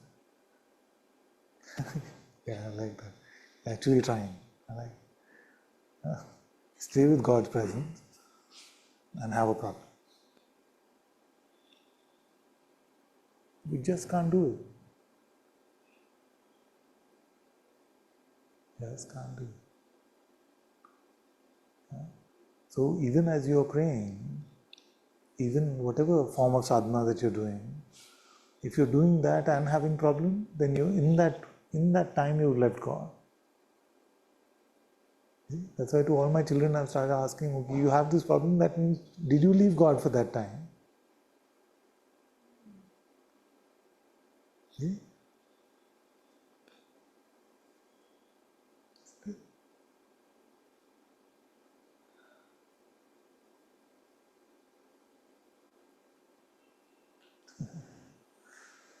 And for those of you who've been in satsang, to have a problem and then go to God is already late. Before the problem, go to God. Doesn't mean you shouldn't go after you have. Huh? But the way of the wise is that why wait for problems? You be with God.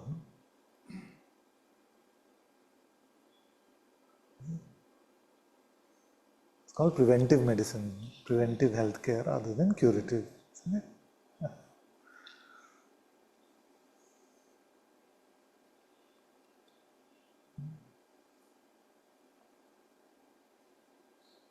And what is be with God? Is it some punishment being given that all of us have to be compelled to it? No, it is the most joyful, most loving, most beautiful, most secure, most pristine, most innocent place.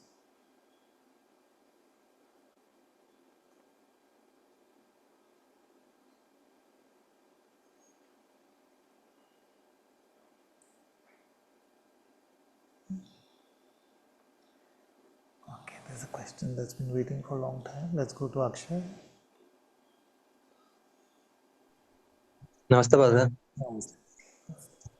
So I have been doing the prayer for some weeks now, Very good. and every time I do it, I feel some sensations which I used to feel when I was in satsang there, Acha. and also attention is on prayer, so mind is not uh, there, and these type of things happen when I pray. That's fine. That's perfectly fine. It's perfectly fine. You must keep at it, stay with it, and all this will unfold for you. All that is being shared in satsang will unfold for you as you just remain with your sadhana, remain in God's presence. So don't worry about any of the byproducts. Just stay with the center of it. Yes, I start the day with prayer. Very good, very good. And sometimes many things happen. Sometimes I see an object and I feel like I'm looking at it for the first time. Very good. Yes, all these things will happen. All these things will happen. You see? But enjoy the byproducts of it, but don't attach to any of them. Yeah, Attach to God's presence, that's all. I don't pay attention to byproducts. Very good. Yes, yes. Very good. Very good.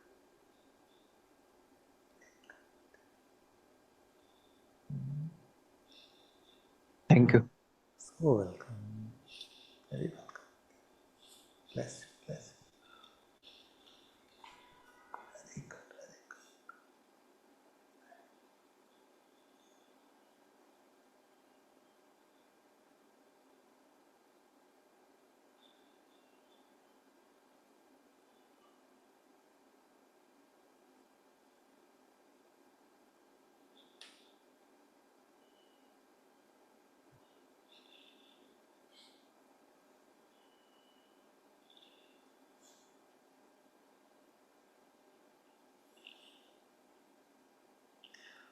What makes staying in God difficult is I want to value me too. Whether I am in joy or suffering, I want to make it about me. It's good to notice. That's what makes it difficult. Just, but what about me? What's happening to me? Then Father is the Lakshman from the story with the pride on the horse and the many rings, the same as Rama's brother. Yes, yes, same Lakshman, same one. He's very sweet actually, but he's got this like anger, pride comes sometimes, you see. But the best part about him is that he may waver, he may have his lapses, okay? And I'm It's like I'm feeling so foolish talking about somebody that great as Lakshmanji, but at least what is the message in it for us is that he may waver, he may fall for pride, he may get angry, but ultimately he always listens to what Ram tells him to do. You see, so he's a beautiful, beautiful follower of God's will. So it's very human representation of all of us. We may waver, we may fall for temptation, we may fall for anger, the tricks of Maya, but if we keep returning to God's will, it's all right.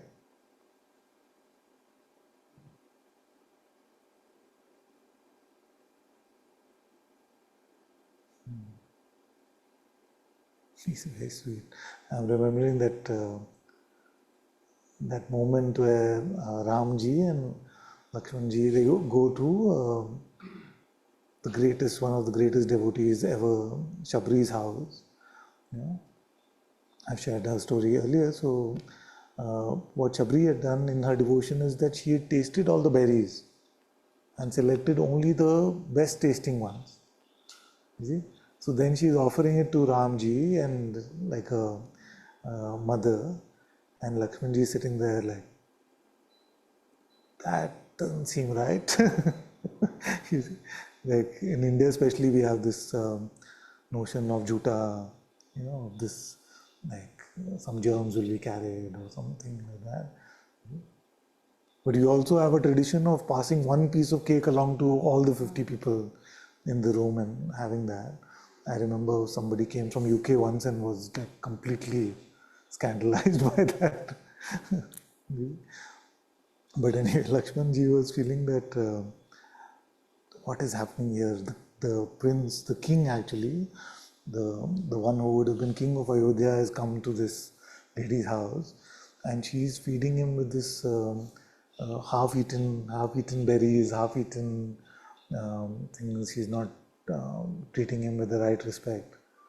Then Ramji explains to him that this is how the mother tastes everything before feeding a child. So he's feeling like he's back with Kaushalya when he's meeting Shabri. So, like Ramji is also Lakshmanji's greatest guru, as the elder brother. Just like Krishna was also Arjuna's greatest guru, besides being a friend and charioteer in the battle. He learns a lot from him throughout, and also what happens is beautiful to have him in the show, any representation of Ramayana, because he is the one that we can relate to, whether we like it or not. So when he's training the Vanar Sena, the army that is going to attack Ravan, then what's happening is he's saying, put all your force, all your might in the arrow, but also all the anger that you have pent up in you and all your emotions, use all of that and then fire the arrow. You see? Now, is that a bad approach? No, as a warrior, that's what you're meant to do. That is the warrior's way. Everything that you have within you, just bring it to the battle. No? So he is like that. But then Ramji comes and he saw all this. Then he says that yes, put all your strength into the arrow, but keep your mind balanced. Keep it balanced. Santulan mein rakhiye man ko.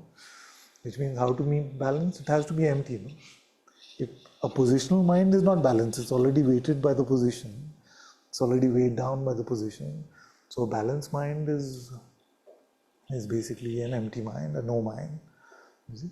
So Ramji said like that, put all your force, but don't take a mental position and allow it from there. You see? So then they also showed like the Lakshmanji noticing the difference in the teaching, and he paid attention to that and he accepted that with some initial like this thing.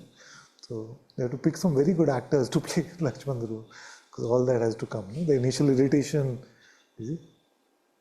The initial irritation has to come. Like one child today told me she got very irritated, something I told her to do. But after that initial irritation passes, then hopefully you see that there's some something that we can learn, something we can follow in that way. But that Lakshmanji's representation represents all of us in some way. Isn't it? That initial.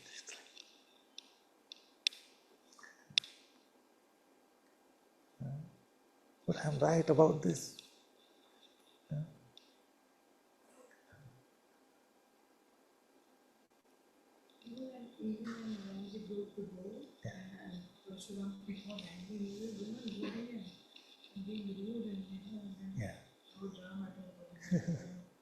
And Lakshmanji's representation is also one of those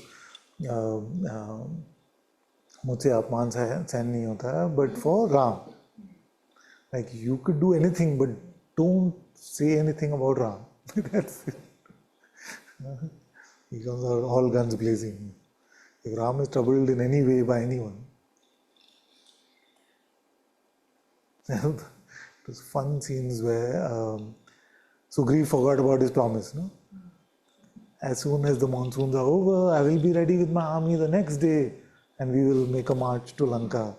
So next day, Ramji and Lakshmanji are waiting. There's no army, no sign of anyone.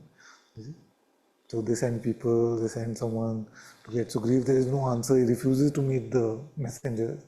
And then Hanumanji goes and Hanumanji doesn't come back for 2 days because Sugrivji is busy with his partying. So then Lakshman has had it. He's like, you made my bhaiya wait. And he goes all guns blazing. He wakes Sugriv out of his stupor and brings him back. Sweet.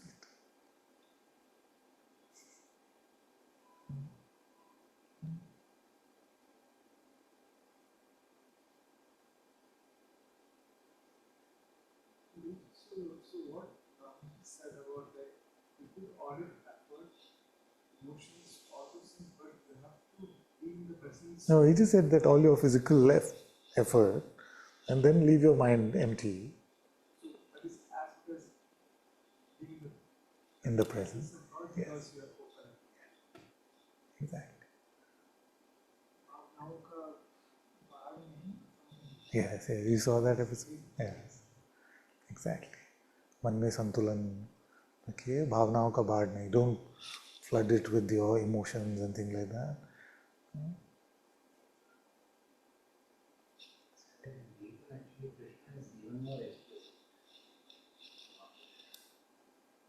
Yeah. What is Krishna ji said in the Gita? Let's hear.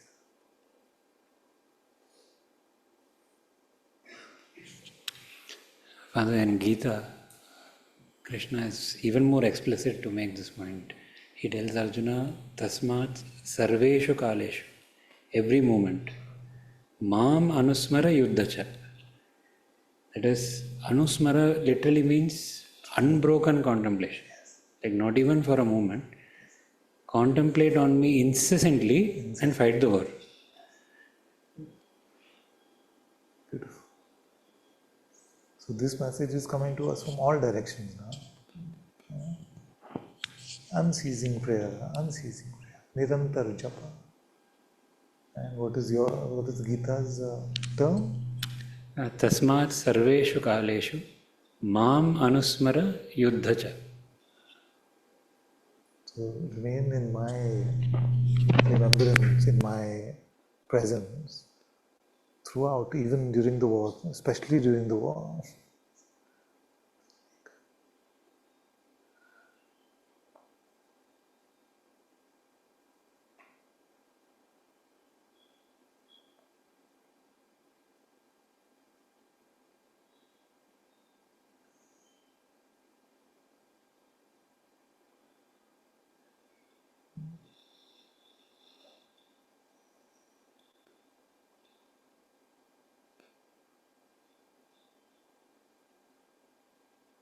Okay, a lot of messages. Let's see where we were.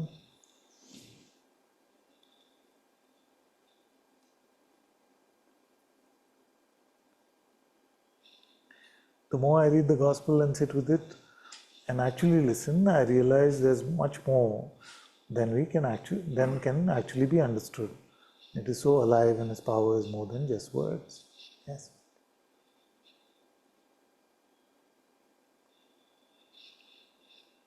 Some of you answering some of the questions. Thank you. Thank you.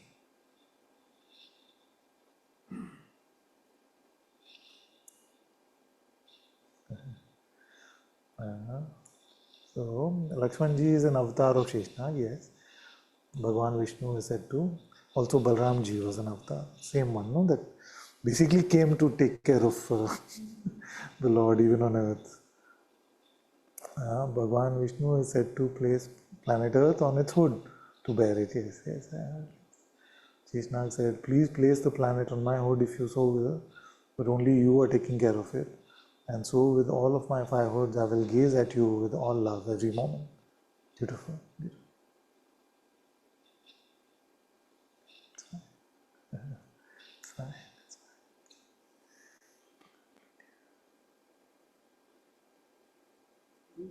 What he said about Gita, And you have to ask him. no, quoting him. So when the war happens, that's when you have to contemplate more. You have to be with the God more. But here, what I'm seeing is Exactly. when the war happens, Exactly. it's like I have to fight the war Correct. first. When I'm going faith, then I'm kind of the God now. It's a recurring chain that I see. Yes. So break. Break the recurring chain. These recurring chains are the conditions. The conditioning is what is called the vasanas.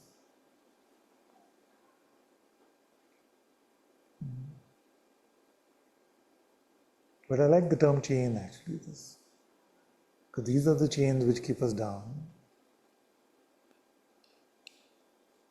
Cold? You too cold? No, I'm good. I'm good. I'm good. How is it at the back? It's okay? It's manageable.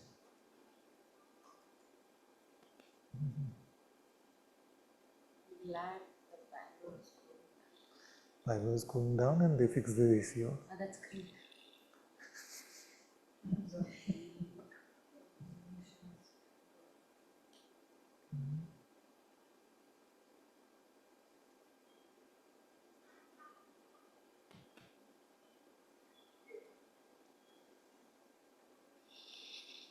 Okay, some hands are up. Let's go to Paula. Namaste, Father. Namaste, namaste, India.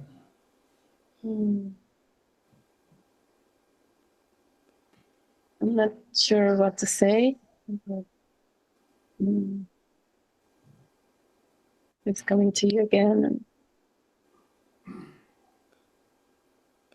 just to see what comes, because I've been like trying to know what to say, and that is very strange. Very to have something, I guess, interesting or something to say, but it doesn't work like that. I just prefer to be just here with you and to see how conversation just unfolds. If it's the case, maybe it's not even needed, or I don't know. It's fine, it's completely fine. So, what is the report on remaining with God's presence?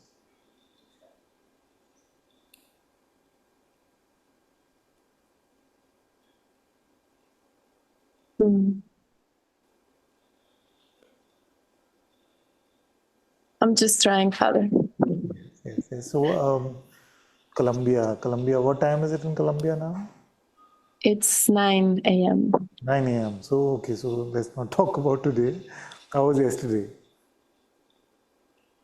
Yesterday.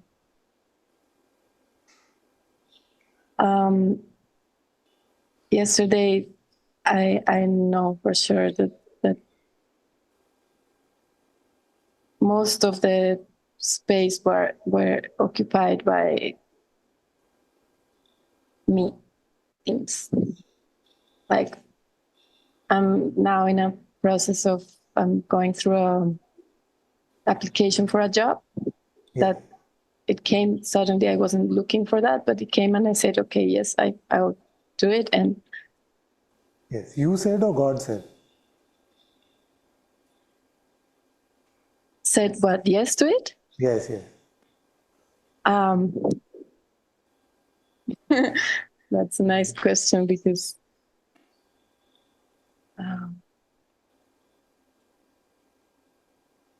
Can it become this granular? Is it? Not even this, like this is a big thing, job, no? But can it become even more granular than this? Is it that it came and I said quickly that yes. You see, but in that I wanted to ask, so this I said was a rush of me said, or was it you were prompted from within? I felt like it was from within because at some point I said to God, I'm open if you want me to have a regular job and all that, because money things is very oppressive right now. So I said, because I've been in this position, very me position of no, I cannot be unemployed. I cannot be. And at some point I said, okay, if you want, if it's your will that I become unemployed, and even if I cannot come to satsang, but it is, I feel it's what's needed or it's your will, then I said, okay. Yeah. And this offering came, this job opening came. Yeah. So I feel very good. A response to that. This report is beautiful, very beautiful. Okay, so you prayed and said, whatever be your will, God, Father, I will follow. Then this opportunity came. But good, this is very good already, but I'm going to prod a little more, which is to say, okay, now this opportunity came. So did you just presume that because I prayed it must have come from God, or did you wait even then and say, move me, Father, or guide me as to how to... To say yes to all this process? Yeah. You mean? Yeah. And I'm not second guessing the process. Yeah. Very good you applied, I think. I'm just using this as a representative example for how to lead our lives, how to deal with decision making for all of us. That sometimes it's just very clear, 2 plus 2, 4, it has to be from God. You see? But even then, take a moment and say, thank you for this opportunity. But you move me, as you have been moving me, you move me in response to this also. So it makes us even deeper in His presence.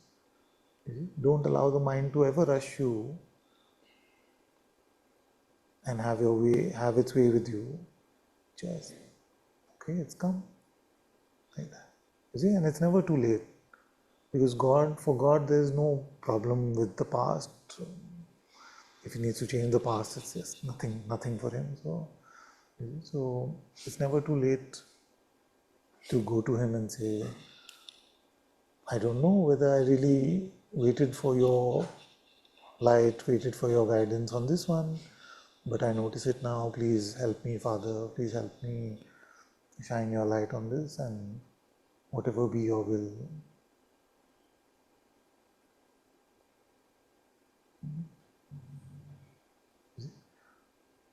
And that process must be independent of whatever the life situation may be. Whether there is no money in the bank or the bank is full of cash overflowing, this must not change. Because do we actually know whether we'll have a more fruitful life, a better life with more money or with less money? We don't actually know. But He knows. So He knows, and we must trust His grace to provide whatever is needed for this life.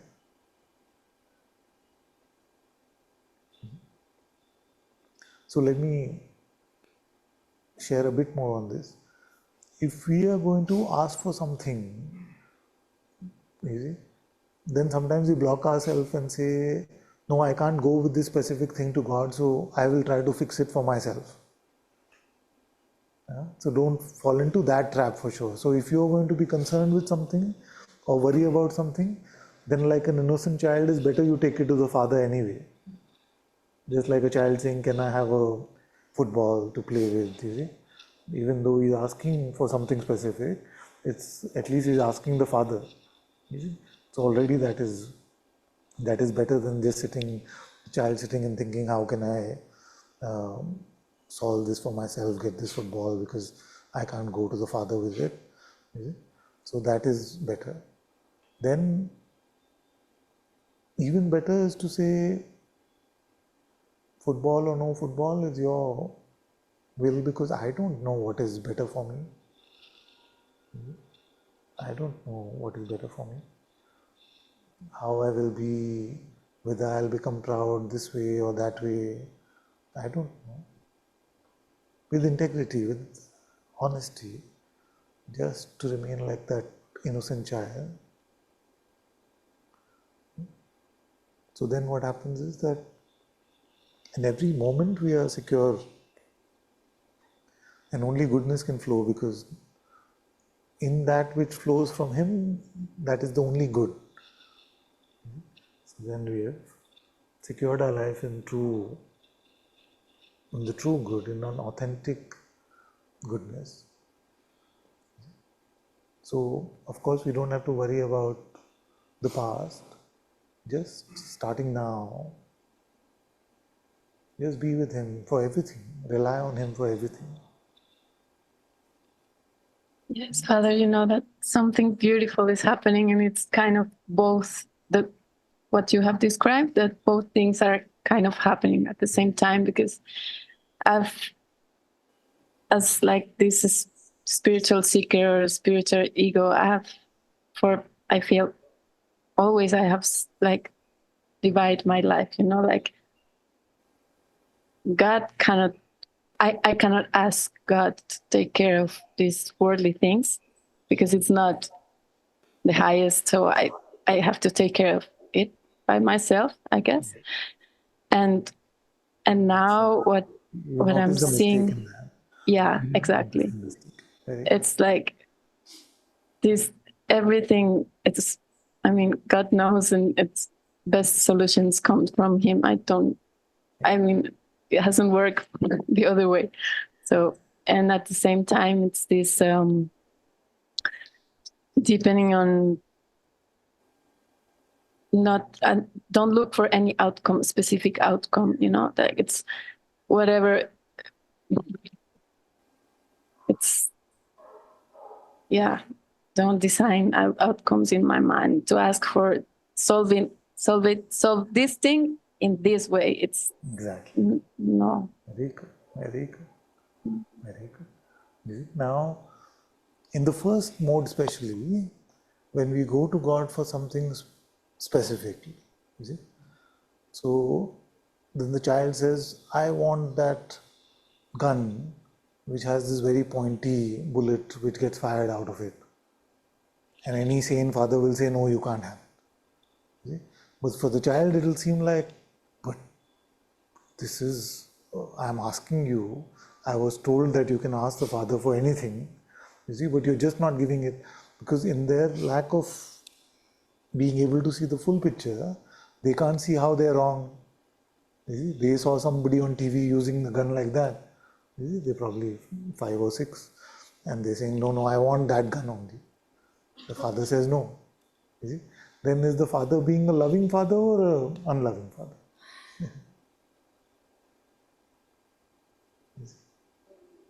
So when we pray to God, if we can pray with that trust that I pray to you, even if I'm praying for this specific thing, but actually I don't know what is best for me. What is that line from Tulsidaji? Mira, you know? Whatever you do is my hit, is my good. Somewhere very beautifully he said that I cannot determine it. What you do is my good. If you can live like that, so good. So ask, if you are going to worry about it, if you're going to stress yourself, others around you, then better pray to God for it specifically. It's okay. But trust His judgment on whether it should be given or not. See, otherwise you are saying that you're not only doubting His love but also His intelligence.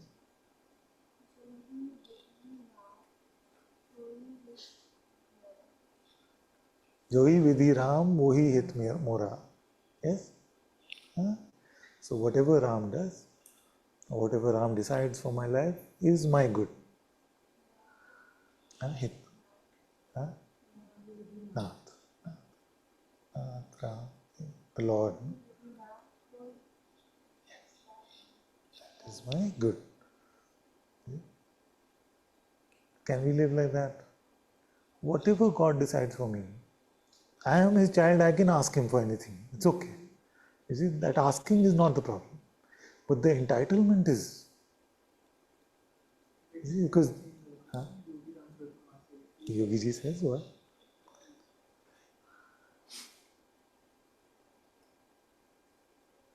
Guru is like a Kalpatru with a difference. Like Kalpatru will grant you any wish, but Guru will give you only that is good for you. Only that which is good for you. The Sadguru in your heart, Sadguru presence in your heart will only give you that which is auspicious. You see? And if it comes from Him, He will make it auspicious. You see? Because the design of things is also up to Him. So He can be fully trusted. But if it comes from our pride, our ego, then that is that which causes trouble, causes suffering. You see? So even when we ask for specific things, we must trust the outcome on God, and we must trust His grace, His intelligence. Because we cannot ever see the big picture. Okay? We can never see the outcome of the butterfly effect. I get this thing. Suppose I become the most rotten, proud, complacent, arrogant one. So we cry for God's darshan, we cry for His presence. You see? Then sometimes we can't understand why doesn't He come. You see, that also can be a doubt on His judgment, on His intelligence. Because He knows when it is best for us. When have we become humble enough? When can we take it without it getting to our heads? You see? So we must not waste time in questioning the outcomes, questioning God's love for us or His grace on us. Every moment of our existence is because of His grace. Our life is what? Life itself is God's presence.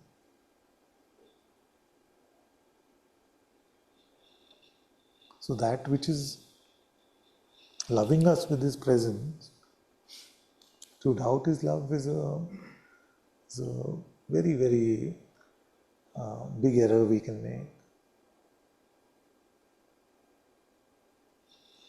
Okay, thank you for this opportunity to share all this. Thank you, Father. So then you say that whatever you do is for my best, is for my good. I know that because you are the one who has given this life here. This life is actually yours. So when we say, I surrender my life to you, you see, it is actually just stating that which is already true. But it's important to state that because in this life is embodied the potential to be foolish and egotistical.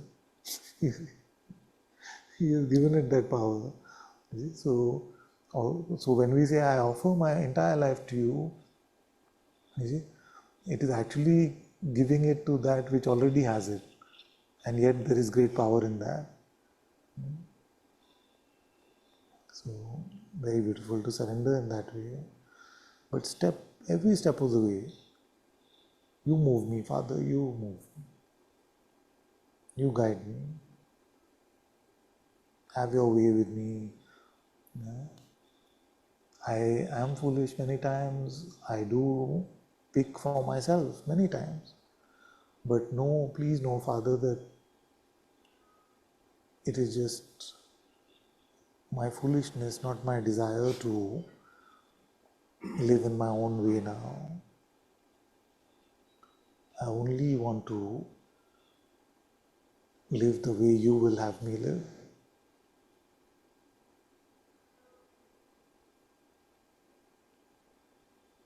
Please forgive the pride that comes here, the foolishness that plays here.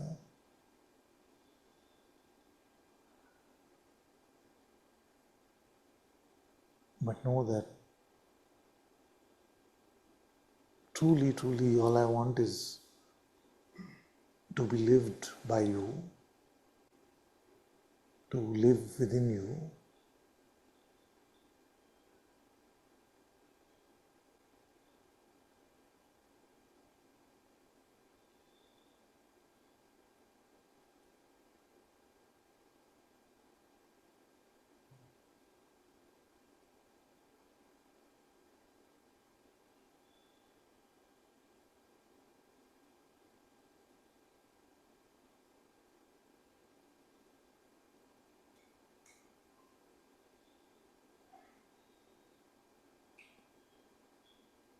And bless all these children with the same. I know that in your love and your mercy, you will wait for everyone to determine this for themselves.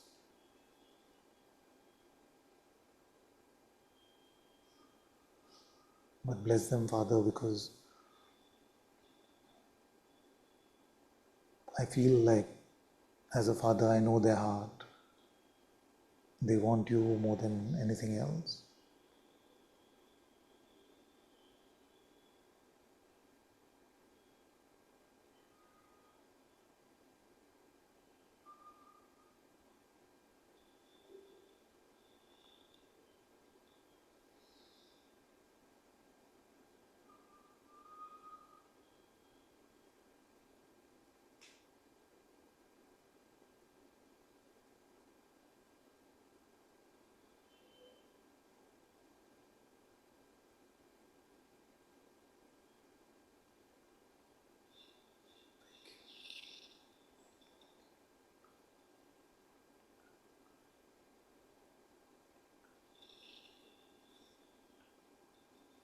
Okay, very good.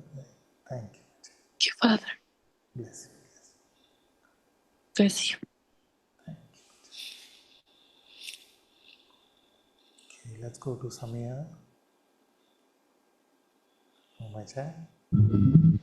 Hello, Father. Hello, hello. Yeah.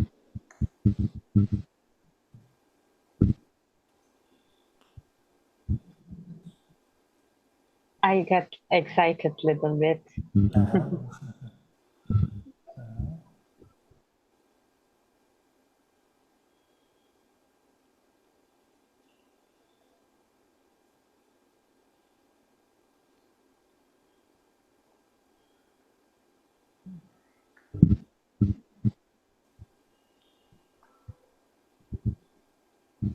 Father, what you just said, like in your prayer, like yes, your children really wants you fully. It's just completely true.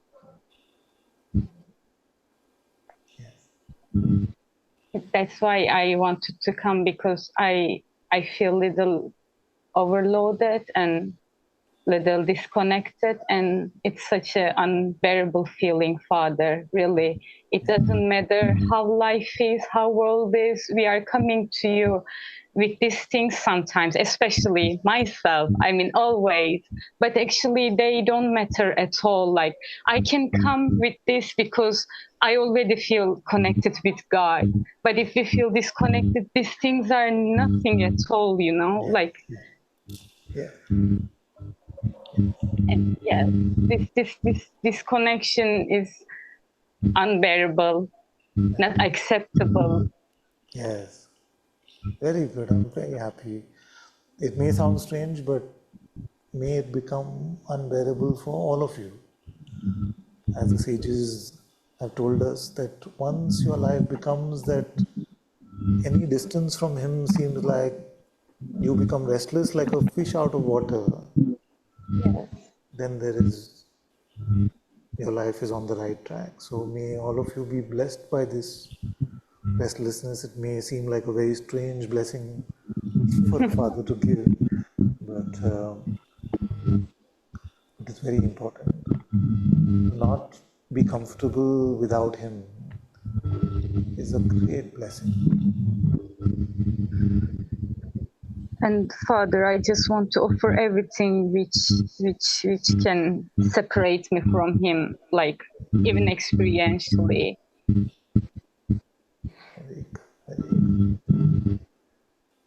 I just love you so much, and just thank you for bringing me into this presence. Like, yes, other practices, other things, other places, like everything in front of me God has given me, but only you are giving me this presence, you know, only you are bringing me here, only you are giving me light and oxygen, breathe, whatever it is, him actually.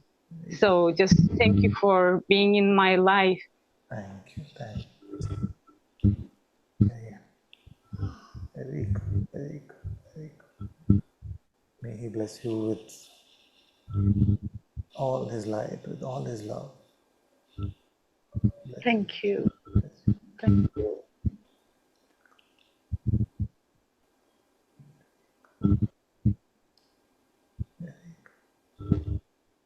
Yes, may all steps be taken in him. Yeah.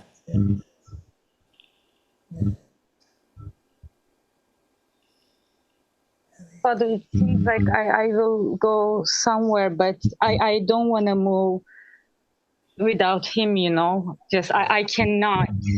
So yes, this is the most important thing for me, Father. I just want to be with God, and may all the other things just be taken care by him, like whether I will go. I mean, I don't want to even think about them, just I need him, you know. And I don't want to even decide or know anything, just him. Very good.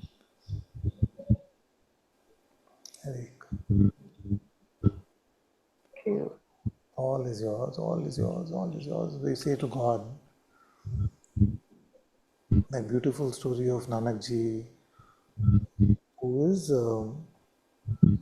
weighing the grain to give, and he was the shopkeeper in a shop. So he's weighing the grain. So he's counting 1, 2, 3, 1, 2, 3. Then he comes to 13, which in Hindi is Tera. Tera also means yours, everything is yours. So he keeps giving the customer Tera, Tera, Tera. So that 13 doesn't end. He surrenders everything to God. Is a representation of that surrender. And then a king's guard saw this. A king's guard saw this and said, "This man is squandering the kingdom's reserves." So they did an audit. They measured everything. People said, "Yes, he's been giving much more food to everyone." And there was in fact more in the granary than was supposed to be. This is the power of God's grace, the power of God's love. You just keep surrendering to him, Tera, Tera, only you, only you. Like you said, him. Very good, very good. Very good.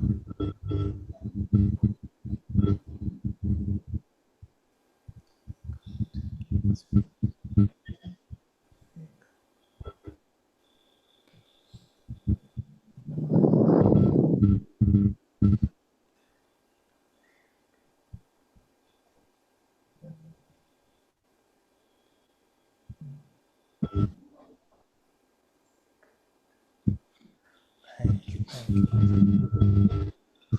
Let's go to Shiva.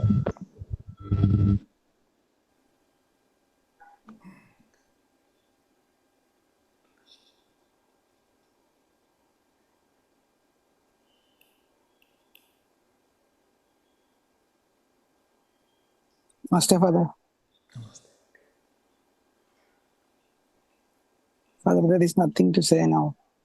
Very good. I'm always ready to be chopped by you. But I stopped chopping, no, long back. But this, I give credit to your work. This ego that I is coming again, and he's taking all your credit. It's all your work. It's all your ways. It's coming up now. Sometimes this foolish beggar is taking the credit always. Actually, one day your presence will leave this body, then it's just a waste. So now let me give importance to your presence when it is right now, right in this body. Very good, very good. Absolutely right. The Sadguru presence is with us now. What a blessing that is.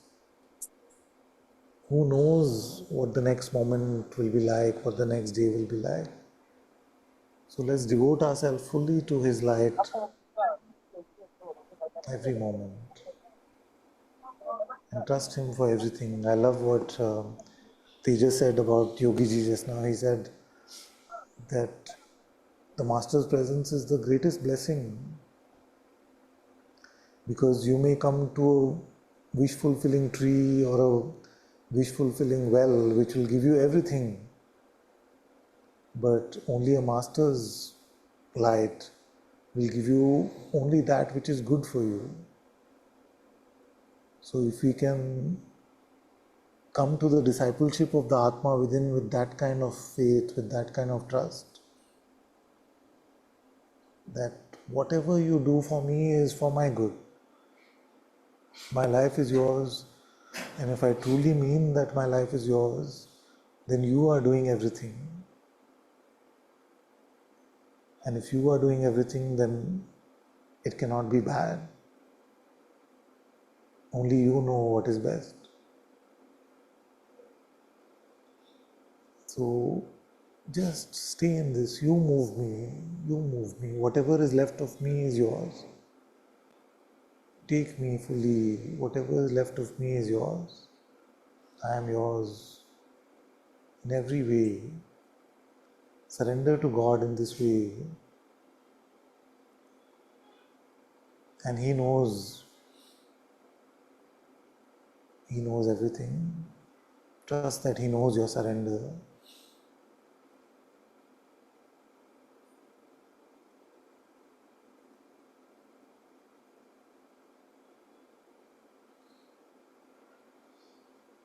All that is good is coming from the Sadguru within, God's presence within. Yes, the mind will come and want to take credit and say it is an individual who's done all this, a person does all of this. Keep that individual, like you're rightly doing, as a foolish servant beggar of God. That is the highest place for it. In the world it may seem like the lowest place for it, but in servitude to God is our highest throne. There is no higher position, no better place to be, because the potential for pride is not there. So I bless you with this. I bless you all with this. May you keep noticing in this way and keep surrendering it to God's grace. Bless you. Bless you. Thank you.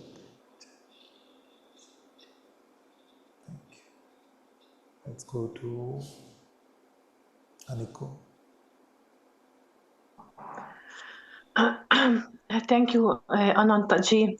And I'm really sorry that after this beautiful satsang and very deep prayer, I come up with this. Wait. This is like Karunamai last time. She said, I'm really sorry that, I'm just paraphrasing, but she said something like, I'm really sorry I'm going to spoil this. So I said, but if you notice it already, then you don't have to, no? But I feel I have to come up, Ananta-ji, I'm really, because... Wait, don't worry. I'm not going to stop our conversation till you say it's done, okay? So don't worry, let's go really slowly. So you say, I have to. So that have to is coming from God's will or from your will? No, it's not coming from. It's very far, very, very far from God's will, Yes, so then Anantaji. how are you hostage to it right now? I am not. You are This is not. the matter. I am unconnected from God at the moment, No. But how are you hostage to this, which is telling you you have to, I have to? You see, I do how are you hostage. hostage? Yeah. How are you hostage to it? Tell me. It's just here is doesn't care if I hostage or not. I mean, this is a tense inside my body, and Okay, so just notice, okay, slowly, let's go slowly. What exactly is the sensation that you're experiencing right now? is you mean right now in my body this kind of tension, this kind of tightness in my belly, at my chest, and is here for a week now. Yes. And not always, but is here and is and this was my question as well, that sometimes I really feel sorry. Okay. Well, don't worry. I know something wants to rush, but let's take time over this because I'm giving you the tools in this process, hopefully, to deal with these situations when they come. I would be very happy. Very good, very good. So now you noticed that there is some sensation of contraction probably which is happening in your body, in your heart area, in your stomach. You feel like something is uncomfortable, you see? Huh? Yes. Now, Yes. this discomfort by itself, you see, by itself, what does it mean? Without any interpretation from the mind.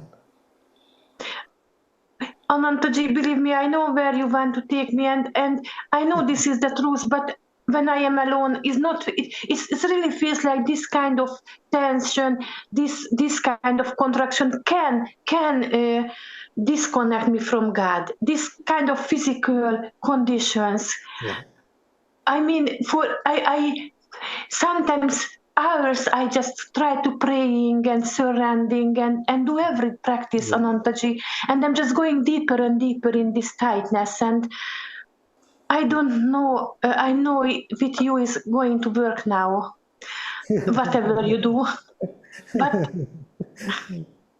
yeah, It's Anantaji. already, so when that kind of thing comes, that means that it's already something is loosening up, no? Because, and it's not because of me or anything like that, it's just that you are bringing it to your true light. And when something comes to your true light and you're not rushing, you're not getting bullied by the mind, then you will notice that it's a bundle of sensations. And the mind is telling you that you are drowning, going deeper and deeper inside these sensations, but actually you are that untouched space in which these sensations are occurring. So, who are these sensations actually hurting? How are they attacking you? There is so much. There is an identification. When there is this tension, identification straight goes there and focus on it, and I cannot cut this focus. Slow. So there is sensation, yes? Yes. How do we make a sensation into an identification? I don't do it. It's happened by itself. It just happens by itself. Yes. You Really. sure about that? I don't want to do. Nobody would do by. No. It's just really happening. I don't want to happen, and I. No, of course not. I want to be always with God. I don't. Yeah. So I just want to. Yeah. Sorry. No, it's good. It's very good. So that is why we are hostage to it, because the sensation comes. I don't want to be identified with it, but I am identified with it. Is it? And can I get identified without believing a thought? Like, try to identify with the sensation without buying into any idea. Anantaji, to be open, to be empty. Anantaji, because I know you are stronger than me, and you will win. I mean, of course, and I don't know why I said this. It's okay. I mean, the mind gets, that's almost like the mind talking, no? That, oh, now I know I'm in satsang. Now, during this interaction, you are going to win. I know, the mind is saying. But I'm so maybe I'm so shy. no, I don't know. So I'm so sorry, Anantaji. I don't know no, how it's it came fine. from It's my fine. mouth. I'm very happy to hear it directly like that. You see, because that is the voice which is oppressing you actually. Because whose voice was that?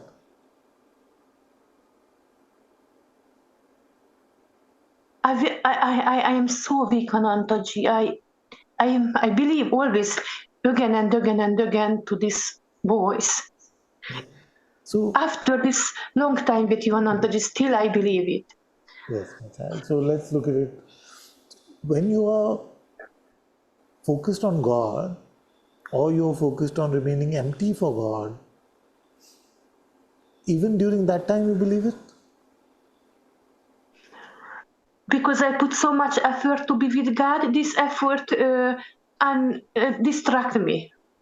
Because my head is just want to blow up. So much effort I want to be with God. That's a very good trump card. That's a very good trump card from the mind. Because I'm putting, the problem is my effort to be with God. It is the effort only to be with God which is causing the problem. So let's stop the effort to be with God. Like that? What if Yes, and yeah, and now to be with God, you say that I'm still believing after so long in satsang. You see? So the effort to be with God is only the effort which it takes to drop that which is false or no? can you tell me again, please, Anantaji? Yes, Sorry, yes. I This don't is know very what good happened. for all of you. This is very important for all of you. You see, when we say we must take the effort and then God's grace will work, to be with God, what is the effort needed? The effort that is needed is to cut the chains, the belief in the false. If we did not fall, if we were not conditioned by the false, this avidya, then to be with God is the most effortless thing. And this is the other. Then after I say, okay, no need effort, and I put so much effort to have no effort, and Okay, and so what you do, I can understand what's happening. Where is all of this happening? it's all in my mind. I cannot step out from it, Anantaji. You can't step It's out just from it. You sure you can't step out from it? I'm not sure. No, Yeah, I nobody no. is, no, because you can spend some time with your nose instead of your mind right now. Can you not? Just I look at do. what's happening on your nose right now. What are the sensations of the nose? Because my mind said is coming from my mind. Obviously, this is not the. This is not God if I focus on my nose. This is not the highest. This is not the absolute. This is That's just some little practice that you are not distracted so much, but yes. still you are. After 1 minute, you the thoughts will all come back again, and after come back again and again and again, Yeah. and So take. right now, what is happening is that you're hearing two voices. You're hearing the voice of this man from Zoom, and you're hearing the voice of your mind, isn't it? You're hearing these two voices. Yes, Now, Anantaji, I hate this voice in my mind. I now don't want to. Why it's always here? I don't know. that is the mind. The voice itself is called the mind. You see, so these thoughts is what is called the mind. Now, if you decided, I am going to follow what this voice on Zoom is telling me, and not the voice in my head, then who can stop you from doing that? I only trust you, Anantaji. I only trust you. I don't trust this. Okay, now whose voice is this?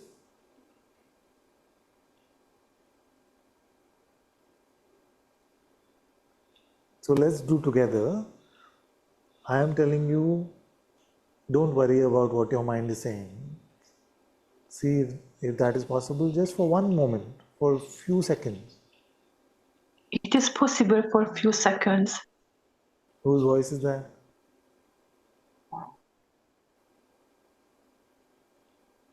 I don't know. So remain empty, and in that emptiness, Also, you will hear the same voice which you're hearing, not in the same texture or the same tone, but the same one that is talking to you on Zoom is actually talking to you in your heart as well. But for that, first we need to just come to some peace. So allow a few thoughts to come and go, not much. It's not so difficult. Just a few thoughts, one or two thoughts come and go. You start to settle.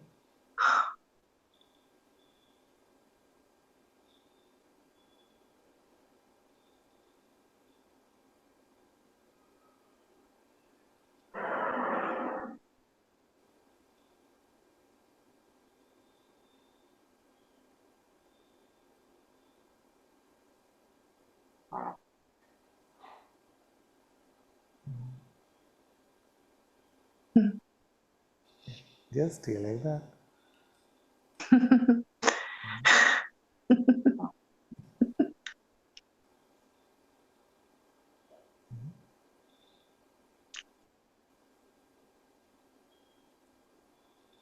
It's a great simplicity actually.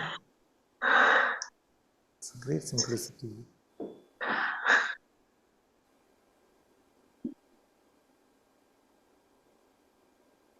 Now don't make any conclusions,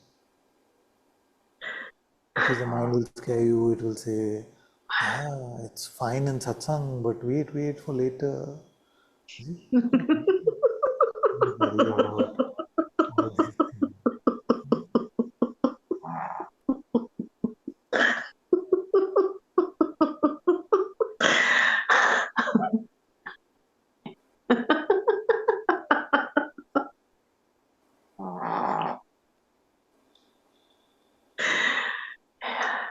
Yeah, just keep talking.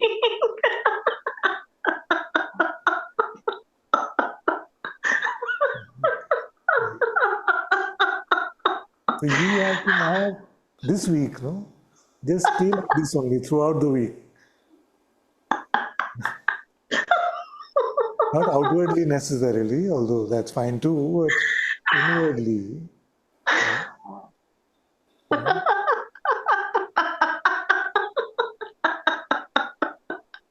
Stay empty like this. Stay like this.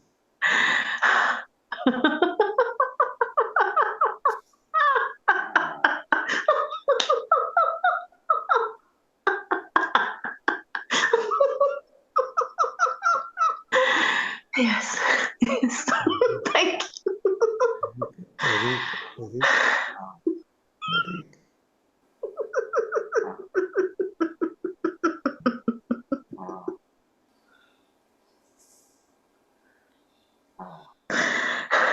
That which can seem so complicated. If we are stuck in the middle of all of this, we can't escape.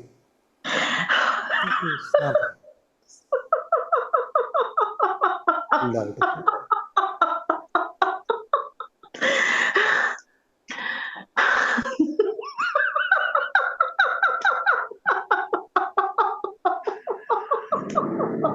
She tried for a long time today. To be the lawyer for the mind.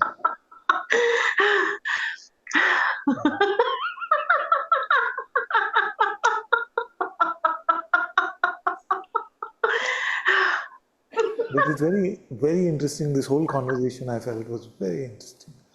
Because how the mind can make the teacher, the master, into an adversary initially and say, yeah, I know you're stronger, you will do something, but actually that is, all this kind of thing. Okay? But actually, it is the Sadguru presence in your heart which is the one on your side. It wants you to take you away from the suffering. But we end up feeling that the mind's voice is actually representing me better. That is my true voice. So don't fall for these things. So don't fall for these things. This is very important. I don't feel like there's any child in this room, if you engage with me in some way, who at some point or the other doesn't feel attacked. Doesn't feel like, oh, why is he attacking? Why is he? Notice it's the same tendency.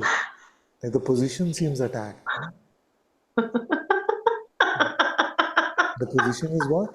That which can keep us in suffering for so long. It says, I can't do anything about it. This identification just happens. You see? So it is actually saying that Bhagwan said, don't identify. Papaji said, don't identify. Guruji says, don't identify. I say, don't identify. All in different ways. All of these people are lying. You can't do anything about it. You are caught. So therefore, there's no point being in satsang. Run. You run. I don't know why I come. It is no point. I know what he's going to say. He's going to say, don't attach to thought. Don't identify. You already know. No point coming. You run. Always says you run. Why? Because it is threatened by it. If it was going in satsang, it would not say you run.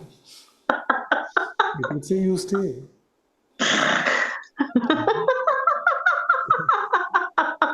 I should always share satsang like this with this background laughter track.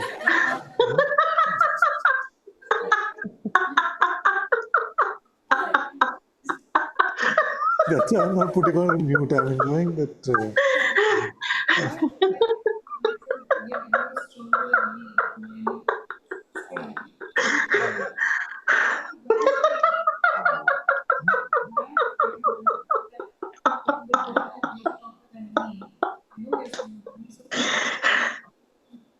It's just like at the point, the boxer also knows that this round is going to lose. So it's just like, yeah, you got me now, but catch me after satsang.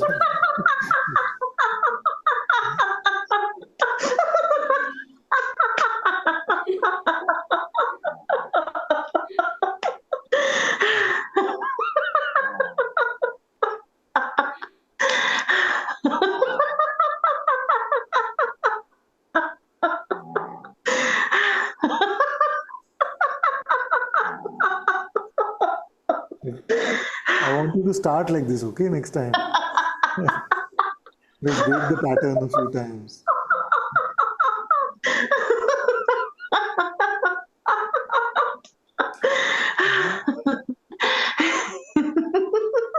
Maybe you can watch a recording, no? You can watch a recording.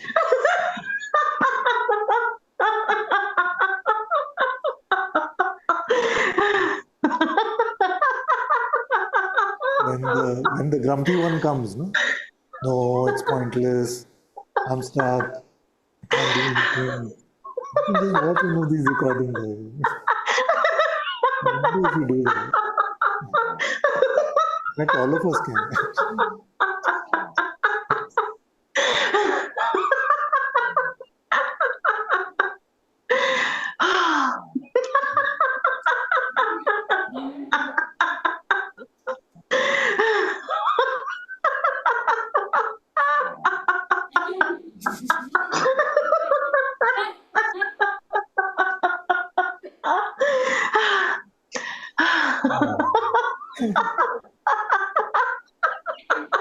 Where's the joy?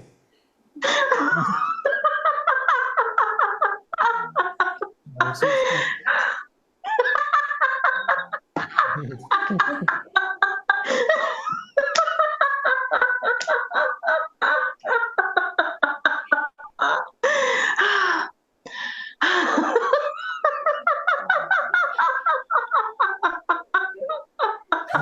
stuck.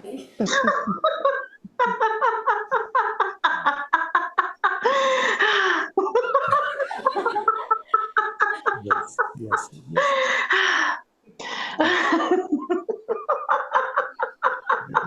Yes.